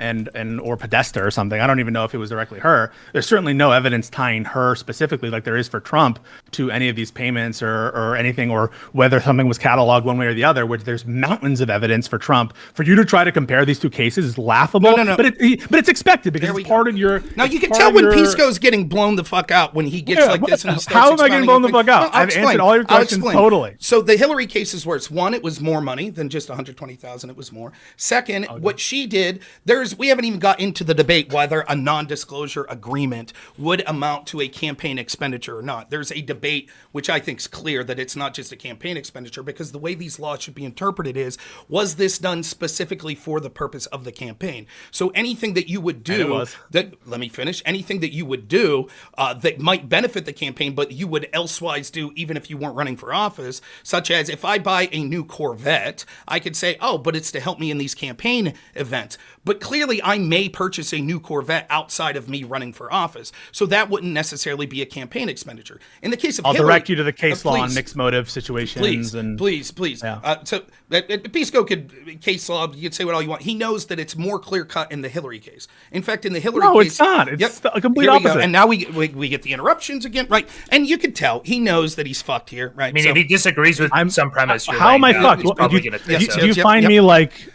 You won't like let me tell you. Keep interrupting. You're expounding. Yeah. Okay, all right. So, in the case of Donald Trump, he had to commit an underlying crime. One of the ones they're saying was a federal election law. He had to do that. So there's a question as to whether or not he committed that underlying crime. Pisco might think he did. I don't think he did, but there is a question. You had to intend it, not here commit we it. go. I'll wait. I'm correcting you. You said he had to commit it. He didn't have to commit it. He had to intend or try to conceal it. With Hillary's team, we know she committed that crime because the FCC ruled that she violated federal election law. The FEC, yes, the FEC. The FEC is not in charge of criminal. Once more, we get Pisco interrupting. Once more, we get him interrupted. Because you're saying blatantly ignorant things. Okay. You're building an argument, Rob, and if he disagrees with the argument you're building... Okay, yeah, and I disagree with the point you're making right now. I disagree with the point you're making right now, so I'm going to stalk over you and step and interrupt you, right? Okay. Now, go ahead, you can say something. Okay, what do you disagree with, Oh, wait, Rob? now I disagree with what you're saying right now, and the reason is I think that you're just a partisan hack that's defending Pisco, so I'm going to keep interrupting. Just because he disagrees with what I'm saying, the constant interruptions mean that I can never get the thought out in the chain of what I'm actually trying to say. So now I have to go back and talk about Pisco's interruption before I could get to the rest of that. So his argument is what? The FEC isn't in charge of what? They're not in charge of criminal prosecutions of crimes. They're part of the civil regulatory enforcement part of our elections law. And their determinations. They found that they fined her for violating campaign finance law. The point that I'm making, and they are the exact agency that would be tasked with looking into those things. So what I'm telling you is this. In the case of Trump, he falsified records for breaking an underlying law. In this case, we're talking about federal election laws. There's a question as to whether he broke those federal election laws. In the case of Hillary Clinton and her team in the DNC, they falsified records, and the FEC has already ruled that they violated federal election laws. If Pisco's argument is just an expenditure, the act of paying for this stuff, not a loan or anything like that, the act of paying is itself an expenditure. It was for the purpose of affecting the outcome of the election. Absolutely. There's no doubt that in the case of Donald Trump, there's a doubt. Would he have paid an NDA to Stormy Daniels outside of an election? Perhaps. So there's a doubt as to whether it was just for affecting the election. There is no debate when it comes to the DNC and Hillary Clinton campaign. The Steele dossier and paying Fusion GPS was to affect the outcome of the election. It was opposition research. So the expenditure was paid. The FEC says the law was violated and the records were falsified. The statute of limitation, that is literally the exact same election and was occurring at the exact same times in the same year as what Donald Trump has just been charged for. If there's not a two-tier justice system and Bragg's case wasn't political, given that the case against Hillary is much clearer, why hasn't she been charged? So there are a lot of problems with what Rob just told you. First of all, the requirements for finding someone. Before you go on Pisco, I'm just gonna say I'm about to dip, but just and Cherry, we'll talk tomorrow or whenever. Oh, nice. Yeah, I'm gonna dip as well. That's good. See you guys. Thanks for coming on. See you guys. Bye, everybody. Later, man. Love you. Bye. So there are a lot of things wrong with what Rob just said. Number one, the finding by the FEC, which essentially was a settlement with the Clinton campaign. Again, I don't recall if it was directly with Clinton herself, does not require a finding of criminal intent. Of course, the payment that he's referencing was disclosed. The question was whether it was cataloged appropriately, given that it was ostensibly to their law firm, but law firm had paid Fusion GPS, and so that was the disagreement there. There can be no question about the criminal intent in the case of Donald Trump in terms of avoiding his obligations of disclosure. They specifically structured the payments to hide and occult the fact that there was anything going on whatsoever. And so you're comparing a situation in which there was a disclosure made, there was something told to the FEC, and there was a disagreement about what to categorize it, but there was nothing nearly to the level of what we're talking about here in terms of criminal intent that we found for Trump. And here, Trump's fingerprints are all over the gun in terms of his personal direct involvement in what was going on. And there's another component to what Rob's saying that's wrong here, right? He says, why wasn't Hillary charged, right? So why is there two-tier system of justice, or her team charged, right? Recall, Rob's biggest enemy, I should say, or biggest target organization is the Department of Justice. And the Department of Justice actually had the same exact treatment of Donald Trump and Hillary Clinton for their election-related campaign stuff, which is they both were not charged with crimes by the DOJ. If the DOJ is as corrupt as Rob says, why, and they're so two-tiered, why didn't the DOJ charge Donald Trump with this crime if they very easily could have, and they were not really scared about their bias? Why did it take this New York district attorney to have to do this? It kind of undermines the notion that these are all coordinated actors that have conspired and are making their collective charging decisions together for the purpose of fucking over Trump. It's just another hole in the narrative. Okay, I have to leave in 3 minutes, but to answer all this, I'll try to in the reverse. One, this fallacy of you can't say something's corrupt because if they're corrupt, they would always be more corrupt is absurd. That's an absurd argument. Under Pisco's definition, then nothing would ever be corrupt because you would always be able to argue, well, they could have done one more corrupt thing. Why didn't they? That's absurd. And the reason specifically that they might not want to do it in this case is because it might be tied to Biden's DOJ. For example, if we waited to charge this until 2000 or 2020 when Biden came in,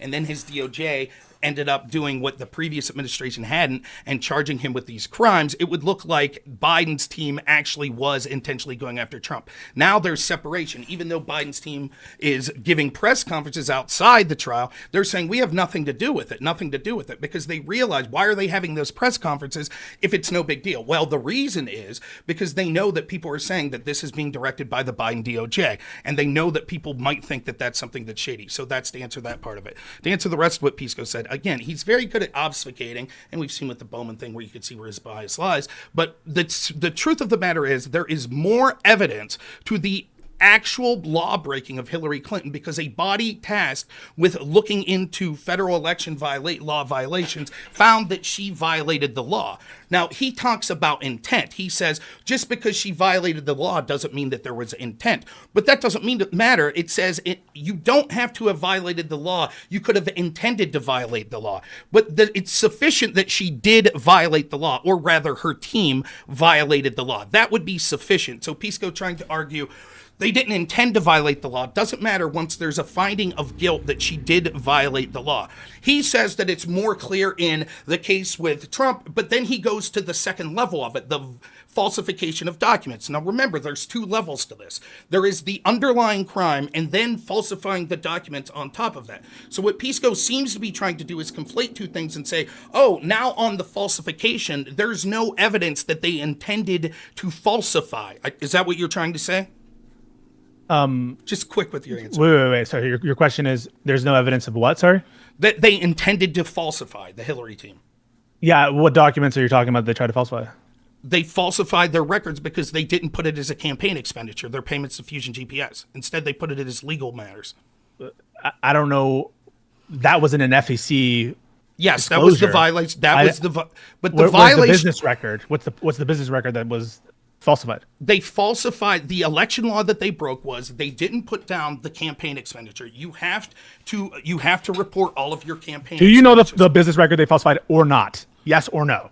I know that I do not know. know. Do you know yes or no? Okay, so then you can't say they're comparable. Okay, so and there's what Pisco's going to say. What I can say is, Pisco, do you know the record? And you're trying to compare them. Pisco, do you know the business record? Do you know the business record? No, of course. I don't know. Okay, so we don't know. We don't know, but the FEC... You're the one saying there's a double standard. Right, because the FEC that looked into it said they falsified it. Wait, no. What you're talking about is just to be disclosure clear, to the FEC. Hold on, real quick. I just want to say, probably with Trump, he falsified like a New York State business record, right? He falsified his own books. He falsified a check. Yeah, he did all. Probably why they had jurisdiction. You know, the Fusion GPS, they were paid, and you know, there's a paper trail there that they wasn't like totally false. And so, unless you can point to a specific business record that Hillary Clinton falsified, I think you lost this argument, or you should at least reconsider. I didn't lose the argument, and here's what's going on, right? What he's saying now is, okay, they falsified the federal election records, but there's a chance that they didn't falsify the state records. That's what you're saying, right? Well, what I'm saying is you don't have any evidence right now of her falsifying a business record. Seeing as how they lied publicly for a year, they lied and said, we didn't finance it, we didn't finance it, we didn't finance it. It seems evident that they probably weren't disclosing on their state expenditure forms, yes, this was a campaign expenditure. Do you have evidence of them falsifying record, yes or no? I have evidence of them falsifying the record to the Federal Election Commission. Why don't you guys just continue with a hypothetical that they did? Then you can have a continued conversation. If they did falsify, but I just want to be clear now that Rob, for the last month, proof that they did. I just want to say, for the last month, Rob has been crying foul, saying they should have also then charged Hillary for this very same crime. He doesn't even know if there's a New York record at issue that is even within the jurisdiction of the district attorney. And so for everyone who's been following along the saga, that's a big miss by Rob. One of the main elements of the falsified business records crime is that there be a false record, and he can't point to a single one as we sit here. That's a big miss. Are the campaign expenditure forms that are submitted to the Federal Election Commission also required to be submitted at the state level?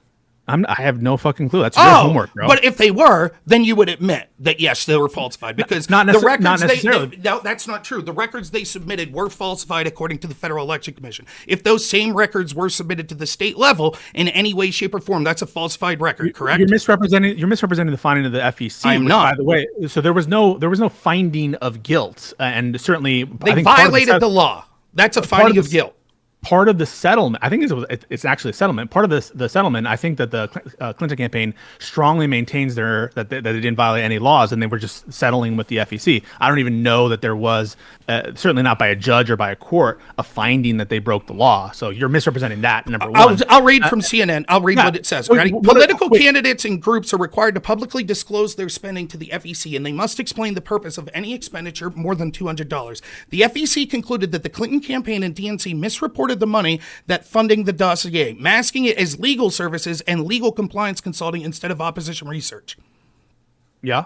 Okay, so they falsified the documents. They said that this was for legal services when in reality it was a campaign expenditure. They falsified the documents. That's what they're saying. This what they're saying is the FEC alleged this, and the Clinton campaign paid a fine, a settlement, but they haven't, there is no finding of guilt, which is what you said. Okay, so do you think that the FEC is accurate that they misreported it? I think that's accurate that it was ultimately for the opposition research. Okay, and would that be a falsification of record? Not unless it was an intentional. That's not true. That is not true. The intent is not. That is not true. So you don't need to intentionally falsify a record to be guilty of a crime. It is. So wait, let's get to the intent. When you say intent, do you mean that they intended to break the law, or they intended to put it was legal services, but actually it was a campaign expenditure? That they knew what they were doing was false. Yes, I think they knew. Okay. All right. Okay, you don't think they do? So I think one, there's a shit ton of evidence they knew was false. The other one, it's this actually does look like it could be a technicality that's plausible. No. You don't give Trump that same justification. I certainly do in this case. The structuring of the payments themselves are so guilt-inducing. Even Elie Honig and all these people who are critical, pretty much the reason that they're critical is because it's novel, because they think it's minor, they think it doesn't matter. But they're all there's enough here to charge and convict him. No one really disputes on the No, that's not true. They dispute. It's not true. But if Trump didn't think this was a campaign expenditure, which I don't think it would be a campaign expenditure, then he didn't intend to subvert that campaign finance law, correct? Well, No, not necessarily. So unless there's a requiredness of willfulness, which means that you knowingly break the law, that's what we were talking about in the context of like the Her report, the classified documents, all that stuff. That's different than an needing to intend to falsify, right? If I just want to make this clear. If I'm like putting in an entry in my New York business report and I accidentally put 500 instead of 400, that's not falsification of business record. It's a fucking accident. What you need to show is that you knowingly falsified it. And you think again, that, you haven't shown a single document. That's not true. That's not true with the FEC. I already talked about what the FEC said in their reporting. Do you think the fact that they publicly lied shows their intent to conceal this? No. Right. And Bowman did it. Now we see. Yep. So hang on a second. So when you say they publicly lied, you're saying they lied about whether they had engaged Fusion GPS? Funded the Steele dossier, correct. Okay. That doesn't speak to whether or not they reported it correctly to the FEC or not. So just so we can see where we're here. With Trump, their FEC looked and didn't think there was a campaign finance violation, right? Didn't think that. The underlying crime of a campaign finance violation, an underlying crime like that needs to be proven for the falsification of records. And so we don't have that underlying crime. But he says that's okay, go ahead and convict. In Hillary's case, the FEC did say there was an underlying violation, an underlying crime. It did say that this was misreported. Pisco says, but that's not intent. They didn't intend to misreport. Maybe they accidentally slipped up and they meant to write the word campaign finance violation, but campaign finance, but they accidentally wrote. The evidence is way different, and it's obvious. Legal that fees. It is way different. Looking at it, right? There's another interruption for Pisco, right? The evidence is very clear. So the FEC already made that, which means you don't. If you're bragged, you're like, oh, we've already met in an adjudicator or a group that's already looking at these underlying crimes already said that the law was violated, right? And it seems more than obvious it was. We know the records were falsified, right? That was given to the Federal Election Committee. We're going with the hypothetical now to move the conversation on. Given that, if she because you're out of the back and forth, you see what you do? You go back to the narrative. No, it has nothing to do with the out of the back and forth. Given that, if she did falsify state records, given what you know about what the FEC said, is that a crime that should be charged? If she falsified business records and you could show that she had an intent to violate Hillary Clinton campaign finance laws, I think that she absolutely it doesn't have to be Hillary Clinton. But, it could be her team. Or her team, right. that there was a knowing intent to violate campaign or to conceal the violation of campaign finance. Hang on.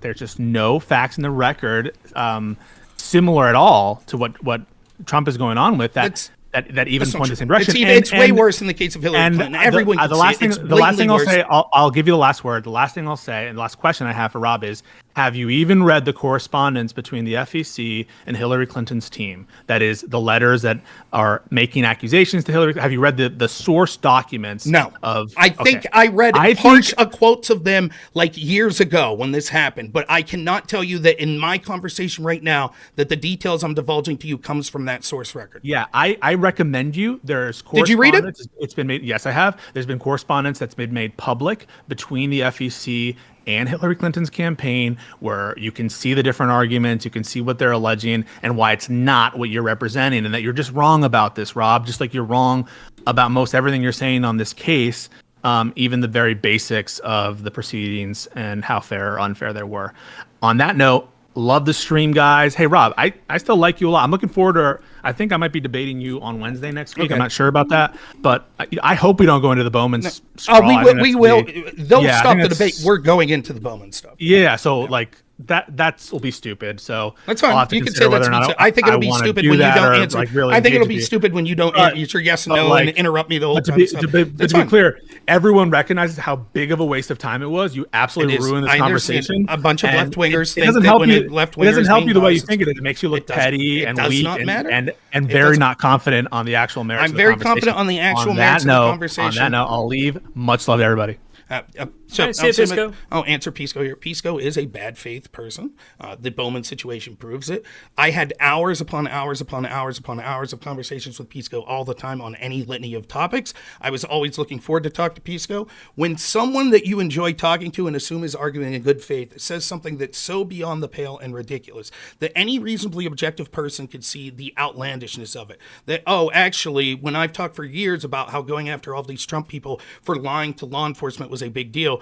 But this time, when it's a blatant lie, when the guy says, I didn't intend for the alarm to go off, and I've said in the past that that's a lie, this is Pisco saying, but I'm now saying that my justification is when he said he didn't intend for the alarm to go off, what he really meant was he did intend for the alarm to go off. Notice, can I ask all of you here, did you hear Pisco dispute that he said that? No, I'll be honest with you, I stopped caring. I understand what you're going for, and I've listened to that whole conversation with you guys before. I just don't think it's relevant to any of this conversation. I think it's actually like super tainting your conversations. I don't know if you noticed. Who is this talking right now? Who is this talking right now? Okay, sorry, Jay Stock. I can't see. Yeah. So I think you could have absolutely moved that conversation forward by just saying, let's assume there was some sort of proof of intent with Hillary, and you could have worked forward and had the whole conversation and left proving intent to when you can go and Google stuff, right? Or you could just say it's obvious. So what Pisco's not willing to release or admit to you that it's obvious, I think you could have just moved the conversation forward and spoken in hypothetical, and it would have actually been interesting to hear you guys continue to talk about that case. I appreciate your suggestion as someone who's probably a left-winger that's closer to Pisco, and I understand this, and I understand why people like you, who are probably bad faith yourself, are going to defend and not want to talk about when you're having these conversations, someone that blatantly engages in bad faith interactions like that. And you say, I wish you'd just do what I want. Please don't say the things that proves that the people on our side are hypocrites that are willing to lie and tell blatant things that are so obvious that when it gets into the minutia, you could see that they're being disingenuous and have a bias that doesn't allow them to be objective. So I understand why you would say that. It's not fun to see the people you're cheering for be made to look foolish because people know the type of person they're dealing with. Now I'll ask you, Jay Stock, do you think now that he's gone and we have all the time in the world, I assume, do you think that him claiming that when he said he didn't intend for the alarm to go off, what he really meant was he did intend for the alarm to go off, do you think that that shows an example of being blatant bad faith?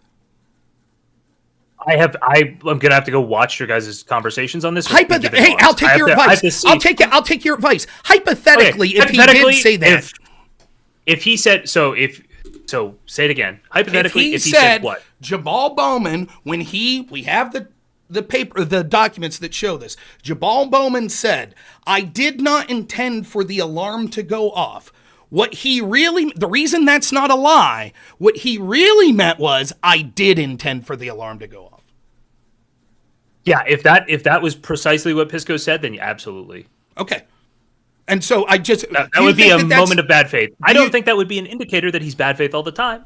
But that would be a moment of bad faith. Would you trust someone? But would you trust someone's being good faith? I would probably need like some other indicators, and that's why I would use indicators like whether or not Pisco was calling for Justice Alito or Justice Thomas to be. Well, how about the indicator that I would use is that he admits that the average Democrat, if this was a judge that had donated to Trump, would be calling for their recusal. So he's saying, now I'm exemplary. I stand opposed, or I stand outside what the average Democrat would do. Doesn't that speak directly to questions of his bias? It could, yes, but I don't think that's wrong because I think he gave you an example with Josiah being in here where Josiah was arguing and Josiah isn't an average Democrat and he disagrees with Josiah and stands apart from him. That's okay, but it's a completely different situation to the level of he's already locked into saying, which is true, you can't really judge a justice by something their wife did. So even if you're biased, and again, this is similar to the argument Pisco was making at the end there, which is there can't be corruption because there would be more corruption. If they're corrupt, why wouldn't they have just ordered a firing squad against Trump? That's an absurd argument. I think the Josiah disagreement that Pisco, like Josiah and Pisco, whatever their disagreement is, I think that goes towards Rob's point more than yours right there, Jay Stock. Yeah, and he even said, Jay Stock doesn't it be arguing that, just real quick, Pisco was arguing that Josiah, you're kind of a partisan, like you're a partisan basically. You're doing team sports. Average Democrat, I assume that means the people who are partisan. Right. But whatever argument they had, he was implying that that Josiah just is for his team, basically. Like, that's an indictment to Pisco, and that's what Rob is trying to prove. Like, you're acting like you are above your party or whatever. You're more reasonable. You can be more nuanced or whatever. But you're actually a basic bitch, and I'm just going to show you. I think that's pretty relevant. I get what you're saying, Cherry, but I don't know. I think that Pisco would argue that that's the opposite. But to your point, though, Jay Stock, doesn't he at the end go, yeah, I sort of agree with Josiah then? Isn't that what he says at the end?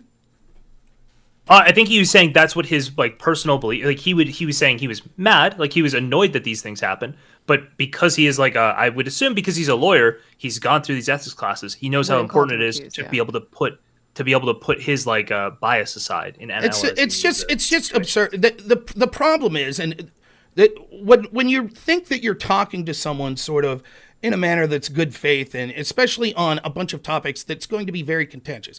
Like, for example, if me and you are having a discussion like, what's healthier to eat for breakfast, chocolate cupcakes or, a grapefruit? And like, there's probably a clear answer that we could get to that, but that's clearly not the things we're talking about. So like the things less calories in the chocolate cake, that would be bad faith. Actually, chocolate cake, a lot of people have to take medication in the morning, and grapefruit specifically has I actually heard counteracts with most medications, so you'd be better off with the chocolate. That's like a good faith. That's like a good faith answer. There you I go. give it bad. But you see my point. And so the problem is we're talking about things that are very difficult and could have arguments on both sides, and most of the time things that the average member of the audience isn't going to have looked into. So for example, if we're talking about Burisma and Hunter Biden working for them and all these names, like 15 different names of people that are involved in this, and me and Pisco are on like hour 20 of a conversation on this, the average person listening's like, wow, this is difficult. Both sides could be correct. I don't really know what's going on. You would agree with that, right? Sure, that could happen. And so the reason I'm debating Pisco or anyone else, well, not always, but Pisco specifically, the reason I like debating him is because we got into those conversations. And I am enjoying that conversation because I'm learning as I'm talking. And I'm learning based on the fact that I trust what Pisco's telling me is true, whether it be his interpretation or a factual statement that he's making. And so when you get into a conversation that's blatant and see how biased he's willing to be, which it's blatant, it's not even close, and he's willing to exhibit that bias, it makes me realize that all of my trust in the conversations I were having previously wasn't warranted. That's why my first reaction was, it's so ridiculous to have someone that I enjoyed talking to probably on average like 3-4 hours a week. It was one of my favorite things to do. I didn't give a shit if I won the debate or if it was in front of an audience. I was having fun doing it. But then when you realize that the person's bullshitting you, that they're never going to admit if they're wrong, that they're so clearly biased that on the littlest thing that's almost inconsequential, that benefits his side just the smallest amount, he's going to lie blatantly like that. And I feel that in any audience that's listening to Pisco and similar things, difficult concepts where people are going back and forth, have the right to know that he's that type of person. That he will be blatantly bad faith and bias if he thinks it benefits him at the moment. That doesn't mean he'll always lie. It doesn't mean he's always being bad faith. But when push comes to shove, he will be. Do you understand why I think it's important to talk about that? I understand why it would be important for you to talk about that, but I want to say that you've come in here, you've called me a leftist who's biased and like sweeping for Pisco. I'm a conservative. I was arguing. I literally pulled up the Elie Honig article this morning, and that was the whole point. I don't know, Eli. But I pulled it up, and I was literally making these arguments and getting screamed at by my chat this entire stream before you guys showed up. Do you think that Trump was guilty for making these arguments, or do you think this was a corrupt case? I think there's no reason to charge a former president who is seeking re-election with novel legal theory. I think that looks. I apologize, and I'm not even. But I'm just telling you that you went through and you did that without like actually evaluating. So you've got some bias getting injected. I definitely have bias. Of course, I have bias. I also wish you would have let me ask my question when Pisco had 5 minutes left. I'm sorry. We're gonna end up. No, you're fine. I don't mind. I'm here all the time anyway. So we're gonna end up talking about it with Josiah tomorrow. But I do not fuck with Trump. Like, I'm light on Trump. But I really want to understand why there was a gag order on him. That is what I feel like is really controversial here. Well, that's definitely one thing, yeah. In a direction where I might abandon my Democrats because it just does not seem fair. This case is blatant. It's not only was that not fair, right? The fact that there weren't cameras, maybe it is true that that's normal in New York, but I think there needs to be exceptions made. Like, clearly this was a case that it was relevant that the American people got to see what was going on. I don't see any, unless it's illegal, period, or against rules, period, to have cameras in New York, which I haven't heard anyone make that argument. There's no reason that cameras shouldn't have been there so that we could see it. There's none, right? And Pisco talks about the transcripts. That's fine. People like me and Pisco might read the transcript, but the average American's not going to do that. How many people do you think read the transcript of the O.J. Simpson trial? Like, no one. But everybody was watching it, right? And it's the same thing here. This would have been watched not just for entertainment value, because people really wanted to see, oh, this guy's some horrible monster that we're breaking, the entire tradition of U.S. history. You're describing like a 1 million view YouTube video right now, right? If you just go get that transcript and act it out dramatically. Yeah, there you go. Yeah, well, I mentioned that earlier. I'm having a debate next Wednesday with Counterpoints. When we're arguing on the Discord, I said we shouldn't even do the debate. We should get a dramatic reading of our Discord debate here and just have that be the debate. So yeah, you're right. That would be huge. So, Rob, the problem is I think that Trump is guilty. I think he's probably guilty of the felony. Well, not probably. I mean, I haven't read it, but I'm sure once I read it, he's guilty of the felony. I just disagree with the idea that you have to put a gag order on him and that is somehow fair. Well, I don't think I would reverse any guilty verdict because of it, but I think it's a discussion that needs to be had and hopefully something that doesn't reoccur. The problem is this, right? The guilt or not of Trump is irrelevant to my... Yeah, I think he's guilty. I just don't think it was a valid... because you can be guilty of a crime and have it be found out and discovered and proven through illegal means. Right. And what I'm saying is this, like, in Pisco, this is another thing where I think him sort of playing partisan politics too much comes into it. I'm like, do you think this is a big deal? Yeah, absolutely. This is a misdemeanor process crime, a bookkeeping crime. That's what it is. The first time in the history of this country that we're going to arrest a president and the frontrunner for president coming up is over a bookkeeping crime. That's it. Not something like at least some of the other crimes that's being alleged of Trump. Just technically, can I just correct, at least from my perspective, technically it's over election interference in the state of New York. Well, it's not. It's over the falsification of records. He's not being charged with election interference. He's being charged with falsifying records. No, he's being charged with election interference. The argument is, let me find this. The crime is any two or more persons to conspire or promote or prevent the election of any person to public office by unlawful means in which conspiracy is acted upon or won by more of the practices thereto shall be guilty of a misdemeanor. That's election law 1752.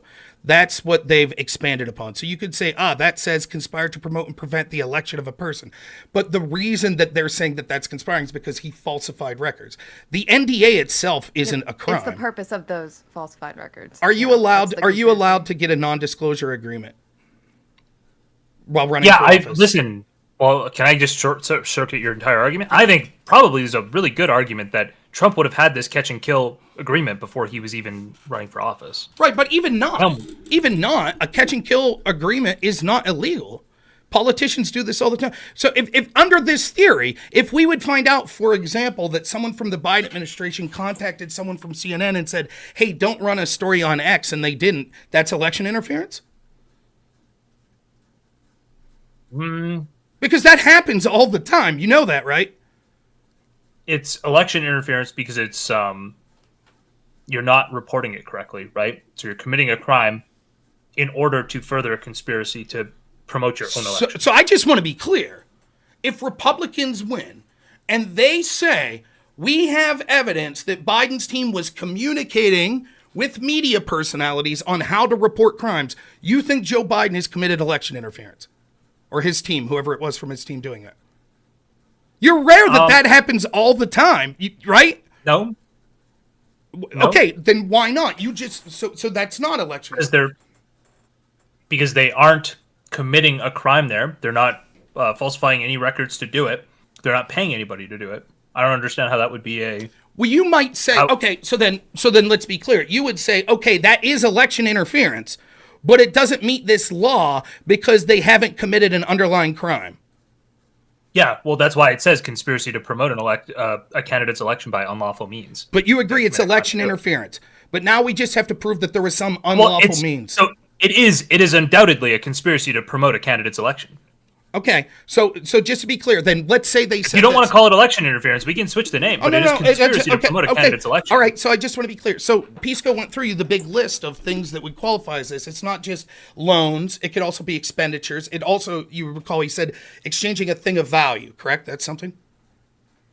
I think the three things for this would be the federal election law. Well, I mean, it seems like anything that's in furtherance of your own campaign, if you're breaking the law, can be this 17. But we're asking what the breaking the law part is. In Trump's case? Right. What? No, It's in the federal general. election. In general. Right? Oh. In general. I think it's anything. I think they just restricted it here to like these three things. What do you mean you think it's anything? Well, it says if you promote your candidacy through unlawful means. Okay, I assume so what's that means unlawful mean? if you break a law in the furtherance of your campaign. Okay, so the Right? federal election law, it said if you exchange, the unlawful means that we're talking about, if you exchange a thing of value Oh, I see what you're for saying. something to affect the election, that's the federal election law, right? Yeah, if you misreport it, yes. Okay. So then Or if you break their rules. So sure. then if Biden's team said, hey, we don't want you to run this story, and we'll give you an exclusive with Biden next week, and they don't report that as a campaign expenditure, then they've committed election interference. Is that equivalent to a campaign expenditure? Having like an exclusive interview changing with a this? thing of that is exchange of a thing of value. So the list of things that you could was expenditures, loans, exchanging a thing of value. That could be it would be close, right? Like isn't this literally the same argument with different clothing, I guess, that's going on with Clarence Thomas? No. Right, where because he's got Clarence Thomas isn't running he's getting for like office. gifts. He's not running for office. Yeah, I realize it's not election but I'm saying it's the same kind of ethical violation. Yeah. Hey, can I go grab a drink it's real hard, quick? It's just difficult to say. Yeah, go ahead. Sorry, this medication one. Yeah. I'll be right back. Nowhere.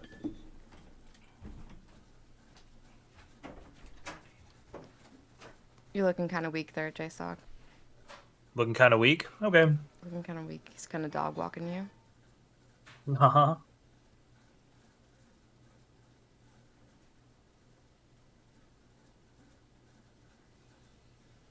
Where are we going after this? Are we going...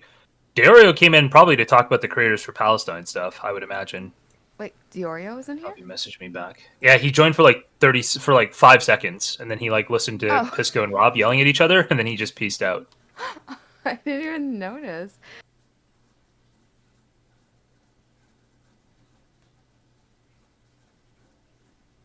We're probably not doing understand what Baldur's he's Gate doing. tonight, guys. You don't understand what who's doing. What Diorio is doing on Twitter. Oh, like I with just the saw him, agitating the people for Palestine, the IDF Yeah, comment. yeah. I think, know, did you just see having his fun. tweet with the, responding with like Hassan's tweet about the man-made gun? Yep. And then underneath it, his lawyer's comment. Oh yeah. We'll go through it all. We'll actually do it as content. Yeah. But yeah, I mean, the problem is this is a joke of a case, right? The idea that the underlying crime existed in the first place, like the tax argument, we didn't get into it. The tax argument is basically because they qualified it as a reimbursement instead of, or they qualified it as income instead of a reimbursement. That was falsifying tax records. But even the court itself, the prosecution itself, admits that this would have resulted in Trump paying more taxes. Right? So Trump improperly filed out the paperwork to end up paying more taxes. Right? Now, even if you say that's technically a crime, that's what we're going to charge a former president for? So, again, I need to have this argument out with people. I've seen no reason why they were able to leave it ambiguous. In my opinion, they should have charged all three of those crimes, or like all three of the underlying possibilities. They should have charged all of them and shown what evidence they had to believe that those things happened. That's right. To the grand jury to present the indictment, to get those okay to indict him on those charges. Because in my opinion, when you just go into the trial and you're like, well, these are our three best guesses, and then you go fishing, that seems fucked to me. Yeah, but and that's the. I don't know why they didn't do it that way. But even So if it was, I agree, right? But even if it was, even if so the three underlying crimes, right? Because falsifying documents is nothing, right? You would agree with that. That's not a serious crime. That's not something, at least to me. Maybe you don't agree. That's not something that I think for the first time in history we're going to arrest a former president for something that probably. You're arguing with somebody who basically agrees with you that, right, I think probably exploring some novel legal theories in order to indict us. I already said this during the debate.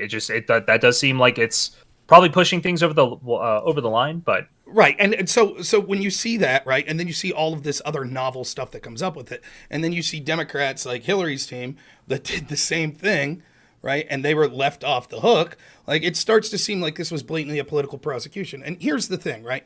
It's not a matter if you could legally prove that this was a political prosecution, because I can't do that, and you can't do that with the evidence we have ahead of us. But if you had to swear right now, would Donald Trump have been if this wasn't Donald Trump, would he have been prosecuted? No. The reason. So here's the thing, and this is like where the actual question is people. When people don't like somebody, they're fine with like the process being fucked if the ends are correct. So I have no doubt that Trump's guilty. Trump's absolutely guilty of what they're charging him for here. I don't. He was think found he is. guilty. I could argue. I feel like he's 100% guilty. Why do you think he's guilty? Why do I you don't think this has to be, because I think a jury of his peers found him guilty. That's absurd. Of these crimes. So you don't think O.J. Simpson killed his wife? It could be that they could appeal. Well, hold on. I'm saying that I don't see any reason personally to question the legal system, because I think it works quite well. I think what happened here is getting into the legal system. I think there was probably an oversight there. That's how it looks to me. It's not an oversight, it's corruption. But nonetheless, I reject this premise from anyone. Well, whatever a jury says is the gospel, that has to be true. We could see cases that we know that the jury's gotten wrong. And so that just seems to be sort of I don't understand that point. It makes no sense to me. In order to think he's guilty, you have to ask what the underlying crime is. That's why the falsification of records would matter. And so Trump, this had to be either the tax law violation or... Rob, if you want, I'll give you 2-to-1 odds. We can bet $50 right now. I'll give you 2-to-1 odds that it was the campaign finance violation. Yeah, that's what I would say they probably went with. Yeah, I agree. Well, but I'm saying I think there's probably like a 90% chance they went with that. Maybe a 99% chance. Yeah, that's probably that. So pretending we don't really know is no. Really that's not what I'm. Obviously. Wait. Well, okay. Go ahead. Yeah, well, maybe. I guess I wasn't pretending I don't know. I wasn't saying exactly, but I don't think it's germane to what I'm saying necessarily. Let's say that, though. Fine. That one. I don't think this is a campaign finance violation. I think for me, and the reason that Trump's team wanted to bring an expert to testify about campaign finance violations is because these laws aren't really applied in the way that Judge Merchant's saying that they're applied. That's not how it's done. Now, it is true that they're written in ways that are confusing, and I have looked into them, and I'll fully admit, as not the most intelligent person in the world, and not a legal scholar, it's difficult to look at these statutes anyways and interpret it. But my understanding is, even from lawyers, these are particularly difficult statutes to interpret. But the way that they're normally applied is this. Something is a campaign expenditure if it is used for the sole purpose of benefiting the campaign, or the almost like the overarching purpose of benefiting the campaign. So in other words, if you pay for the Steele dossier, that's a campaign expenditure. We would all agree with that, because you're not going to pay for opposition research against your opponent if you don't have an opponent. So that's clearly an easy case to say, yeah, that's a campaign expenditure. However, let me ask you this. Is buying a new suit a campaign expenditure? Yeah, I already agreed with this part, if you're going to get to the point about the catch and kill thing being probably something Trump pays for anyway.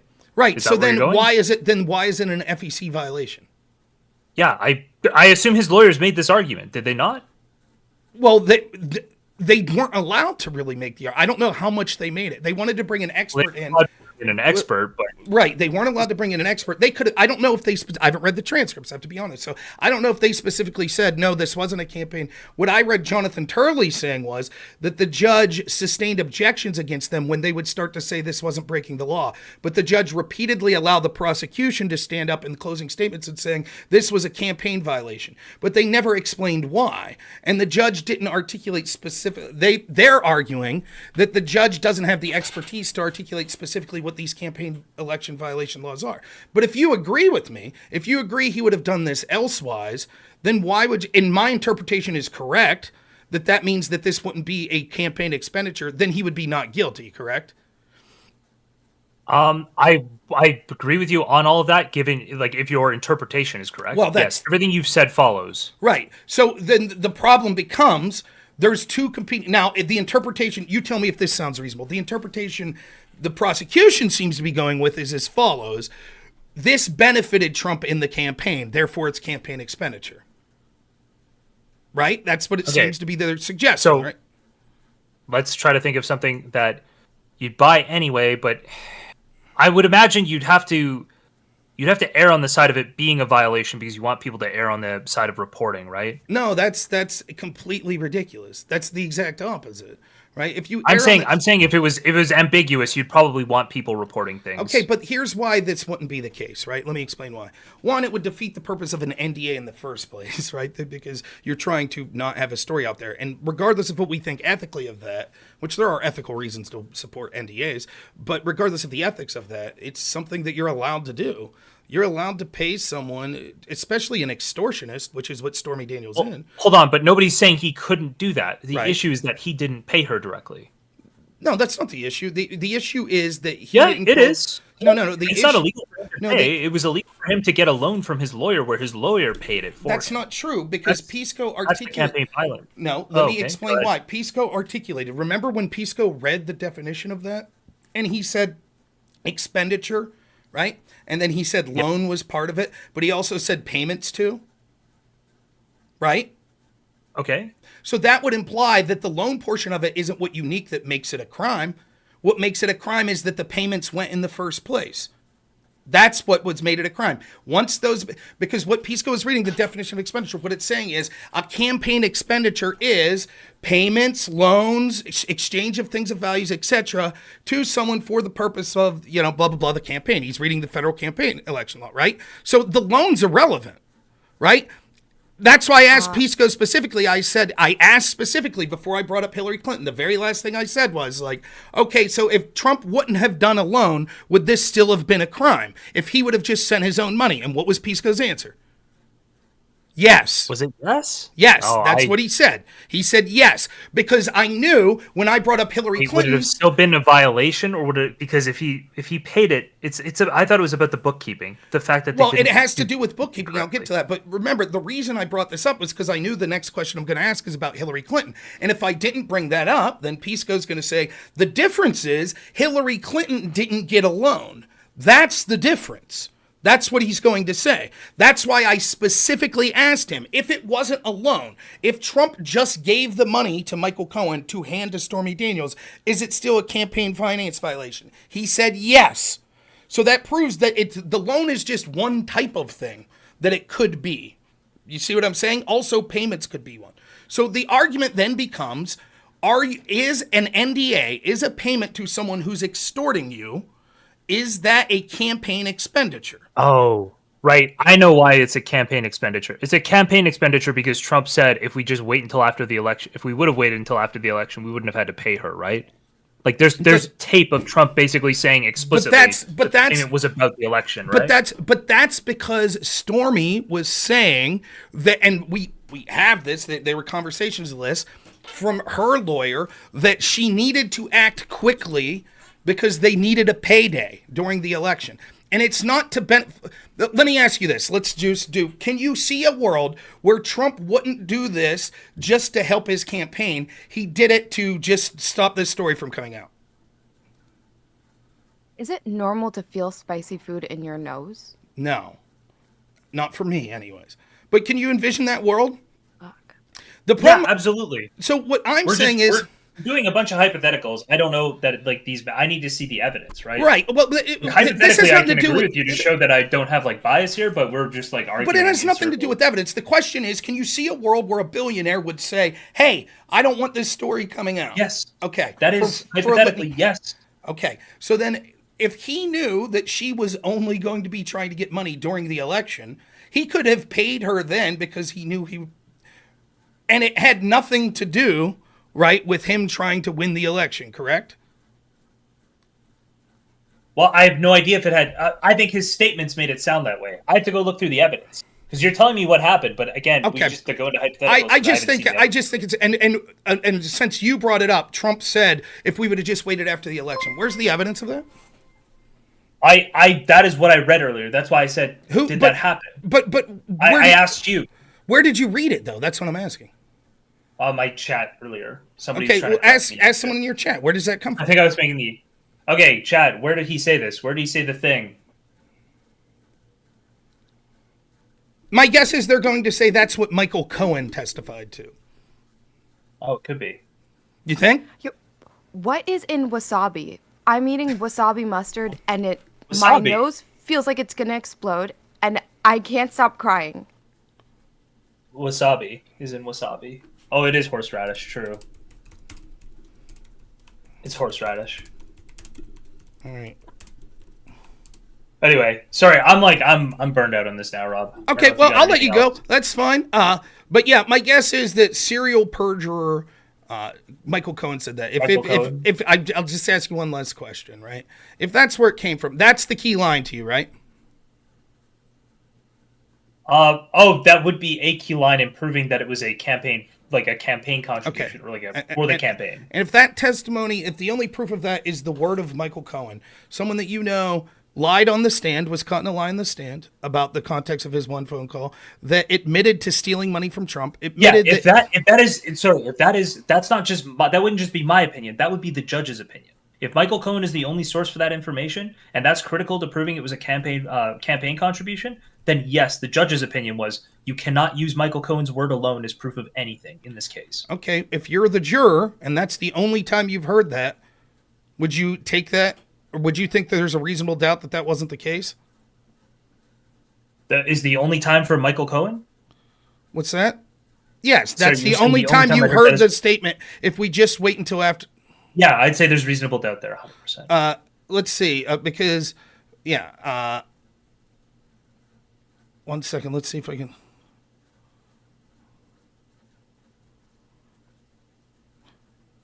Yeah, the only thing I'm seeing is Trump told Cohen that if he could delay the exchange until after the election, they might be able to avoid giving her any money because at that point it would not matter if the story became public. With pressure mounting in the election broken, Trump agreed to pay off Daniels and told Cohen to go forward. I don't know. Maybe he said it somewhere. I don't know. I have to see. So I just think my overarching feeling on this is like, this is nothing. This is an extortionist that tried to pay Trump or tried to get Trump to pay her money to prevent a story from coming out. A lawyer of his that set up the payments, that stole $60,000 from Trump in these payments. This is a nothing crime. It's nothing. It's falsification of records. That's all it is. And the fact that this is the first time they've gone after Trump, and there's so many novel theories that's being used, further proves what's been a pattern throughout Trump's political career, which is these people in the establishment party, in the Democratic Party specifically, will do anything to take him down. They'll use all lawfare to take him down. It is blatant to anyone who's watching that this is a double standard, that if this wasn't Donald Trump, they wouldn't have gone after someone else and taken a misdemeanor and said, oh, we're going to make it a felony because the statute of limitations ran out and yada, yada, yada. It wouldn't have happened. This is political, it is election interference, and it is blatant. And you could wax, not you, but people could wax poetically about, oh, no, it was justified because this, and this. It will eventually be overturned on appeal. It might not be the New York Appellate Court, which I think will probably uphold it because they'll be corrupt as well. And it'll get to the Supreme Court, and they'll most likely overturn this. It is a slap in the face of our judicial system, and it's a huge mistake. It's now going to, whatever happens in this election, if Donald Trump loses, there is a credible claim of election interference. And that's what the Democrats have done. I've heard this argument too, but possibly. I need to, like I said, I've been like reading through these. I read through the couple articles today. I'm gonna have to go through. I want to see how the indictment was laid out because I want to know what proof they had and what they were like alleging were the crimes specifically. Because if it's as ambiguous as I thought, I need to know that before I can keep going. Okay. All right, man. Well, hey, thanks for having me on. Sorry if I was a little hot there, but I don't know. I got to be honest. If you want to know the truth, which no one gives a shit, I got a herniated disc, and I started physical therapy today, and holy fuck does it hurt. So maybe I'm a little hotter than normal coming in. Oh, that's so really unfortunate. It's not. Sorry. And it's nice talking to you, Cherry, too. I hope everything's going great. It is. It's nice seeing you again, Rob. All right. You guys take it easy. Bye. All right. Bye, Rob. See ya. Yeah, so we'll be doing another debate, I guess, with Pisco next Wednesday on this specifically. I do think I could have did better coming in, but it's difficult. It's difficult when there's 5 people in there that are arguing against me. Again, what's telling to me is there's a lot of things I have to admit. I have to plead ignorance on some of these things. that I've never been in a trial and I'm not a lawyer. And so some of the normal goings on, but I'm not pulling things out of my ass. And I am aware of people's biases, and we all have bias. So I try to do my best to go to sources that don't necessarily agree with me. And so when you see like CNN senior legal correspondent making these claims that like it's highly unusual and problematic, that literally the prosecution didn't say what the underlying crime was to the jury until closing statements, and they spoke last, so Trump's team didn't get to rebut it. And you could see that the judge specifically instructed the defense that they weren't allowed to say like what is and is not a crime, but then the prosecution kept saying it was against the law, et cetera, et cetera. It seems to be troubling. I'm going to read 2 articles to you real quick. First, we're going to read the article we were talking about. Now, this is from New York Magazine, and he is CNN's senior correspondent, legal correspondent. Let me bring up the window here.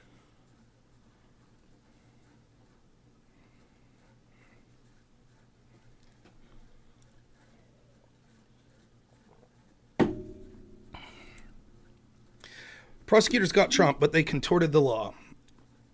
First time I ever took it. We're going to skip this part. It's nothing. The lesson I learned that day and throughout my prosecutorial career and come to value ever since is the jury's verdict sacrosanct. I believe the jury, I think the jury was fine, she says. By any reasonable measure, jury Manhattan Heights found President Trump guilty, did its job, and did it well. They took civic duties, others fled. During the jury selection, blah, blah, blah. Let's get to the important part. But that doesn't mean that the structural infirmity around the Manhattan District Attorney's case has evaporated. Both of these things are true at once. The jury did its job, and the case is ill-conceived, unjustified mess. Sure, victory is the great deodorant, but a guilty verdict doesn't make it all pure and right. Plenty of prosecutors have won plenty of convictions in cases that shouldn't have been brought in the first place, but they won is no defense to a strained, convoluted reach unless the goal is to win now, by any means necessary, and worry about the credibility of these cases and fallout later, which is exactly what this is. The following are all undeniable facts. The judge donated money, a tiny amount, but in plain violation of a rule prohibiting New York judges from making political donations of any kind, to a pro-Biden, anti-Trump political operation, including funds that the judge earmarked for resisting the Republican Party and Donald Trump's radical right-wing. Let me click that.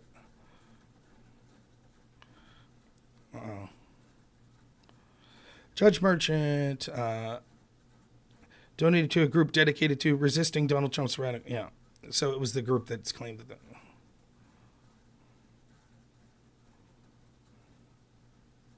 Okay.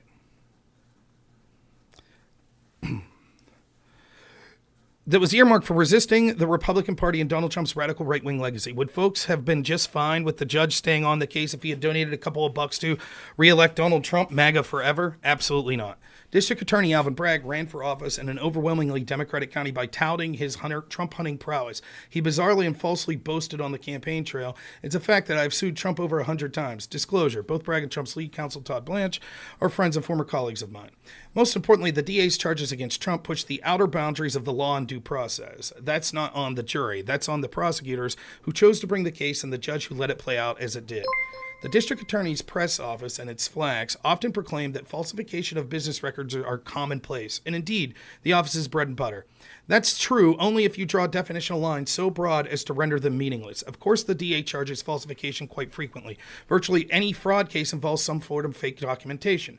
But when you impose meaningful search parameters, the truth emerges. The charges against Trump are obscure and nearly entirely unprecedented. In fact, no state prosecutor, which Pisco concedes, in New York, Wyoming, or anywhere, has ever charged federal election laws as a direct or predicate state crime against anyone for anything. None. Ever. Even putting aside the specifics of election law, the Manhattan DA itself almost never brings any case in which falsification of business records is the only charge. And that's what we have here. The only charge here is falsification of business records because the underlying crimes aren't being charged. They're just part of the falsification of the records. That's almost never charged, and it's never had a state district attorney charge federal election law. Standing alone, falsification charge would have been mere misdemeanors under New York law, which posed two problems for the DA. First, nobody cares about a misdemeanor, and it would be laughable to bring the first ever charge against a former president for a trifling offense that falls within the same technical classification as shoplifting, a Snapple, and a bag of Cheetos from a bodega. So the crime that he's charged with in the misdemeanor form is the same as shoplifting. And that's why they're going after a president of the United States. Second, the statute of limitations on a misdemeanor, 2 years, has likely long expired. So to inflate the charges to the lowest level felony and to electroshock them back to life within longer felony statute of limitations, the DA alleged that falsification of business records was committed, quote, with the intent to commit another crime. Here, according to prosecutors, the another crime is a New York State election law violation, which in turn incorporates 3 separate unlawful means: federal campaign crimes, tax crimes, and falsification of more documents. Inexcusably, the DA refused to specify what those unlawful means actually were, and the judge declined to force them to pony up until right before closing arguments. So much for the constitutional obligation to provide notice to the defendant of the accusations against him in advance of the trial.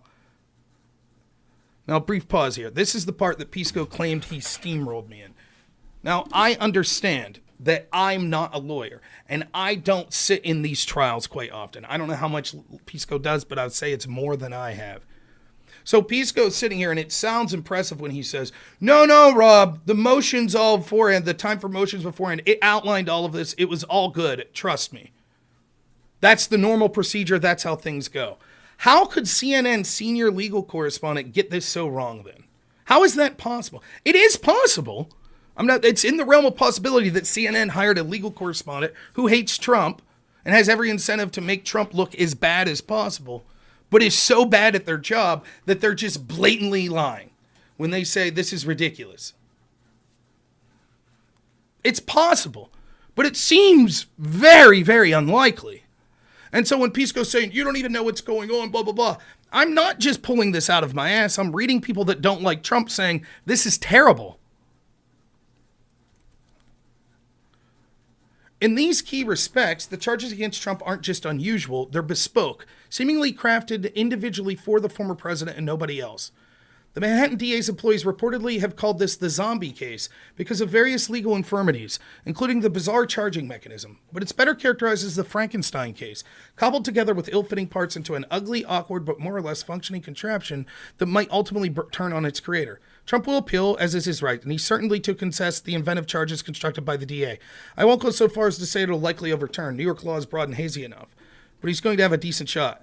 No man is above the law. It's become cliche, but it's an important point, and it's worth pausing to reflect on the importance of this core principle. But it's also a meaningless pablum if we're unquestionably tolerate, or worse, celebrate, deviations from the ordinary process and principle to get there. The jury's word is indeed sacrosanct. I learned that long ago, but it can't fix everything that preceded it. Here, prosecutors got their man, for now at least, but they also contorted the law in an unprecedented manner in a quest to snare their prey.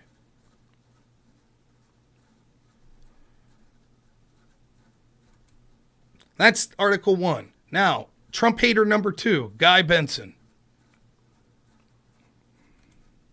On the Trump verdict. My job is to synthesize political developments and analyze them. I'll confess that right now I'm at a loss. We've encountered countless highly unusual or unprecedented moments in our politics over the last 8 years or so, but this one is unlike anything we've ever witnessed. Quite literally, a former president of the United States and current leading contender for presidency has been convicted of 34 felonies by a New York jury. The crimes in question were an internal corporate bookkeeping miscategorizations committed 9 years ago. There's no victim in these bookkeeping miscategorizations, which were subsequently deemed records falsifications, misdemeanors. They stem from a sexual encounter that Donald Trump had with a porn star, which he sought to cover up via a non-disclosure agreement. The woman was paid 6 figures to abide by the agreement. The money was furnished to her by Trump's sleazy personal lawyer. Trump then reimbursed said sleazy lawyer over a period of time. This is all very sordid business. None of it was criminal. Those reimbursement payments were categorized as legal fees, as selected from a pre-populated drop-down menu embedded in the company's software. They were not listed as hush money payments to a porn star.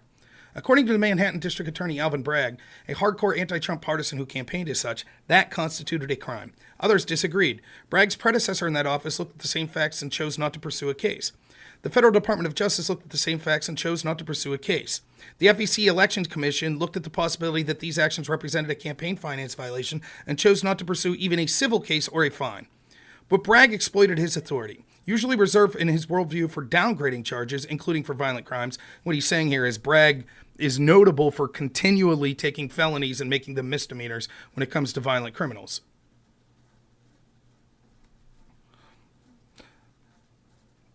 To charge these long misdemeanors at worst acts as felonies.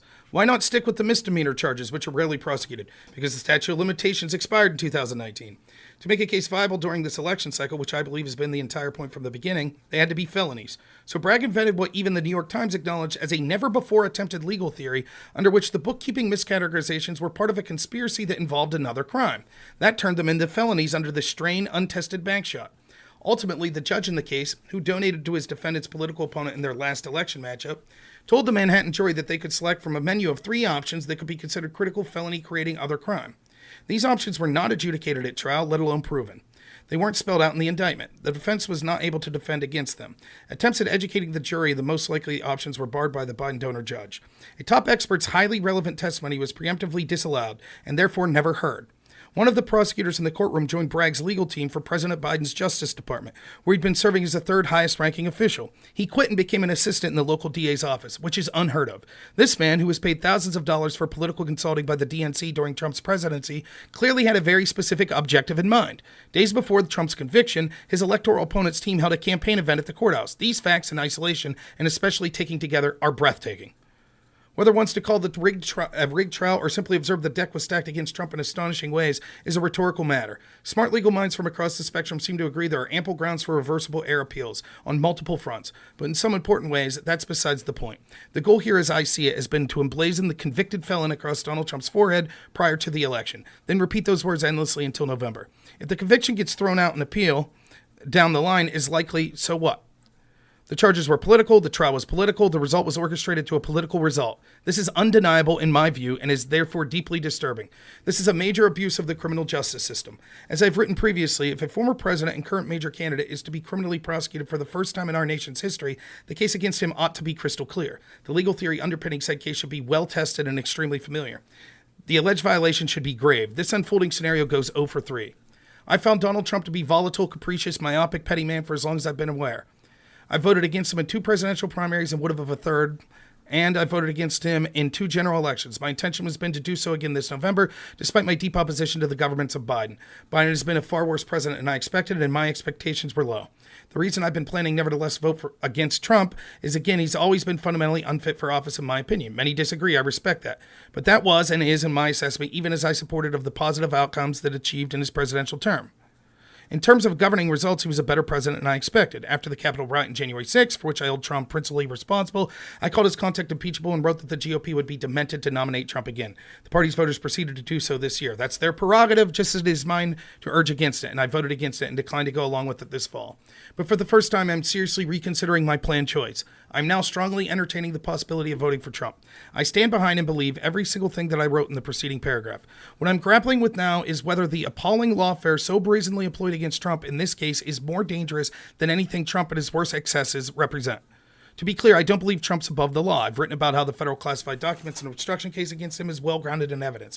Yes, I also think the lack of charges against the last 2 Democratic presidential nominees for similar or identical charges of crimes are a real problem, and it pertains to the even-handed application of laws and politicians at the highest level. For what it's worth, I think Trump's classified materials conduct and his attempted interference in that investigation are worse than the related and illegal acts over which Biden was not charged. I think Trump's actions are roughly on par with Hillary Clinton's criminal actions on this front, for which she also not charged. Hers were arguably worse, actually, because they're much more in danger to national security via hacking. She's also engaged in consequence-free cover-up, replete with multiple flagrant lies and destruction of evidence. If Trump's documents and obstruction case had been first in the queue, I'd still have made all of those points, which are aboutist, not whataboutist.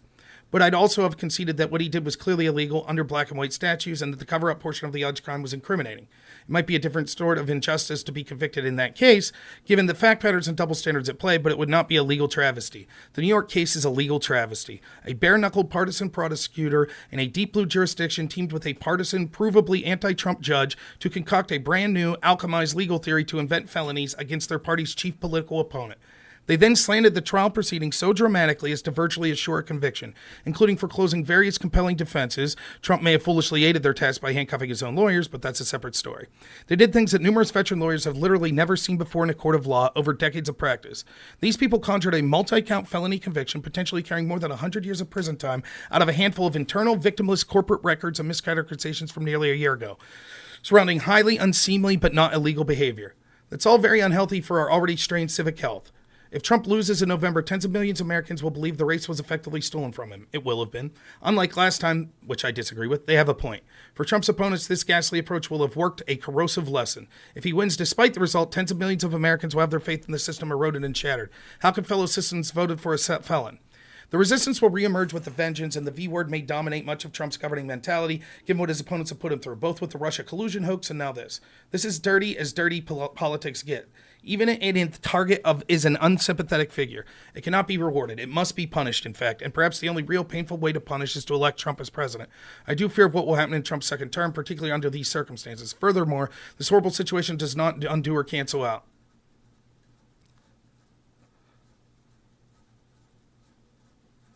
And then he posts this. Is it a clear... I've heard people say that it's a clear violation that Merchant donated. Is it?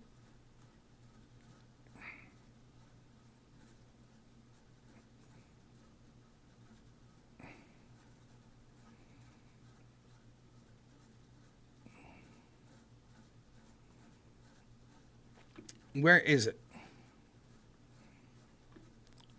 I looked. I wasn't unable to find anything about donations.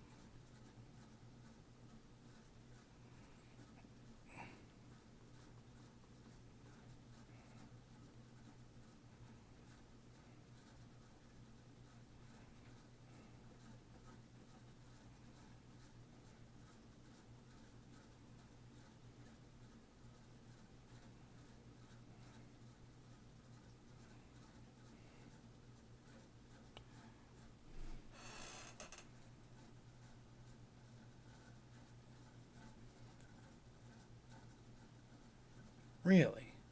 So a judge's staff can't contribute directly or indirectly to money exceeding $500. Okay. That's I'm willing to look if someone could find this. This is the New York statutes. I don't see where it says he can't campaign.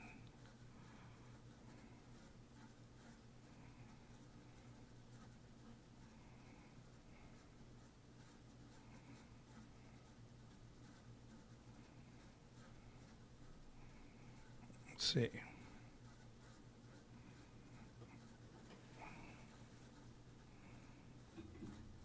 Let's see where it would be.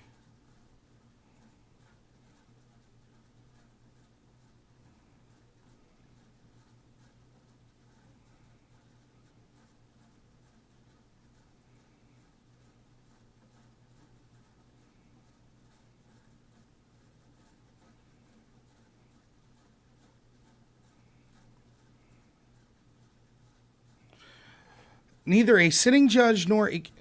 Is this... Yeah, okay, you guys see this.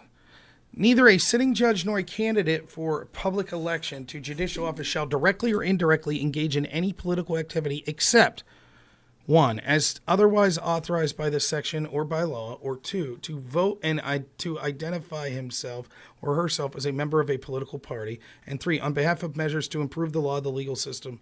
Prohibited political activity shall include acting as a leader or holding an office of a political, except provided in section 10.5, being a member of a political organization other than membership, engaging in any partisan political activity, providing that nothing in this section shall prohibit a judge or candidate from participating in her own participating in any political campaign for office, publicly endorsing or publicly posing, making speeches, attending political grabbing, soliciting of funds for, paying an assessment to, or making a contribution to a political organization or candidate. There it is. No judges shall solicit funds for, paying an assessment to, or making a contribution to a political organization or candidate.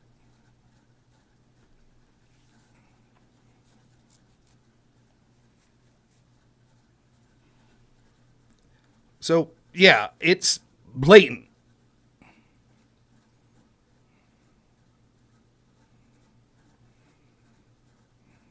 Let's see. The only other thing to look at is when was Merchant made a judge?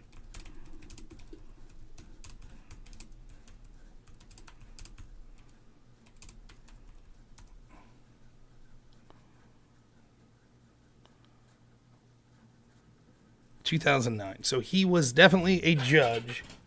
So it is in black and white.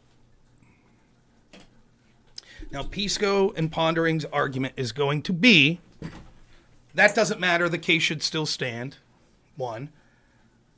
And then the second argument will be, well, but a board said it was okay. What kind of board could look at that and say it was okay?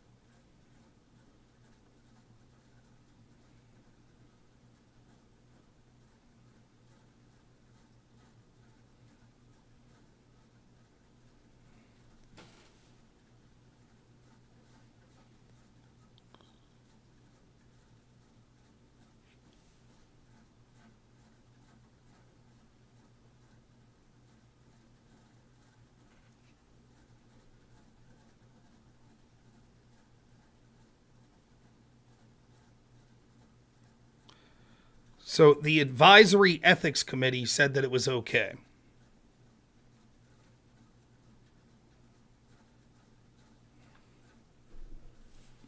The rules don't apply when it's them. By the way, apparently the transcripts of the case are here.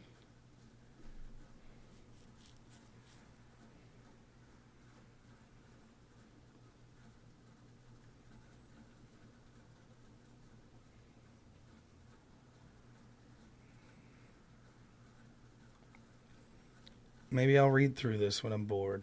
3,000 pages. Yippee-ki-yay. Be nice to just watch it, huh? All right, I'm going to go to bed. There's one thing I want to say, though. All right, Jesse. Settle down. So tomorrow, my friend Jojo Geeker there, he's my brother in real life. Tomorrow, he's having his 2-year anniversary of being a Twitch affiliate. And he's going to be streaming. And it would be great if he could have some of the people that know me stop in there, give him a follow or maybe a sub. He plays games, has conversations with people, and one of the things that's I think is really cool about his community, I'm not going to bullshit you, he's not going to bullshit you. It's not a huge community, but everyone there has really gotten to know each other, and it's really like a cool thing when you see them interact with each other. So, yeah, I think it's worth checking out. He's going to be starting at 10 a.m. Eastern Time. I will not be streaming at 10 a.m. Eastern Time. I will be at work for the next umpteen days till Wednesday. So, please, if you've got nothing going on, if you could go give him a follow on his Twitch, I think that'd be great. And then you get your reminders and pop in there when he's streaming. So, please check that out. And I do really think, like, not just obviously I love my brother and I think he's great, right? But not just my brother. I think that, the people that stream like him, that are dedicated, that are streaming to like just a handful of people, I think that's awesome. I think those are people that are doing it because they like what they're doing. And has a feel of of being authentic to me. And I think that, it should be rewarded. I really do. I'm not saying you have to watch him all. I don't know. You're going for a while, right, JoJo? I think you're going to be streaming for a good portion of the day. So I'm not saying you have to sit there and watch it all, but give it a chance. I think you'll like it. I think he's funny. Yeah, I don't know what games he'll be playing tomorrow. I know he plays all types of them. So you have to. He'll let you know here what games he's going to be playing.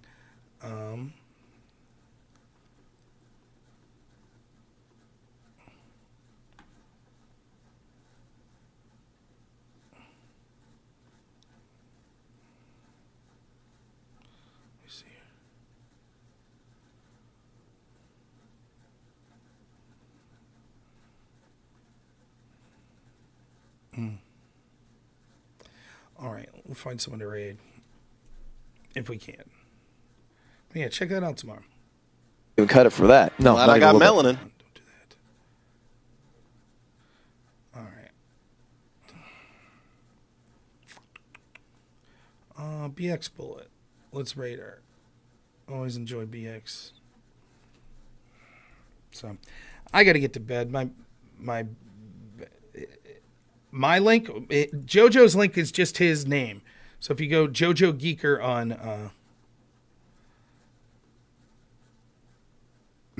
on Twitch, you'll find him. So, all right.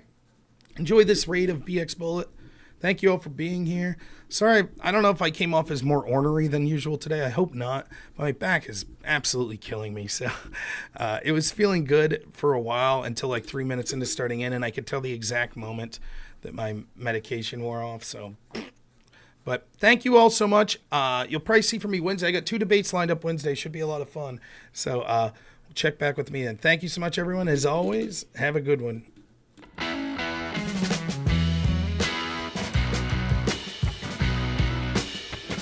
Again, a lot of them are overweight. You're going to have to be more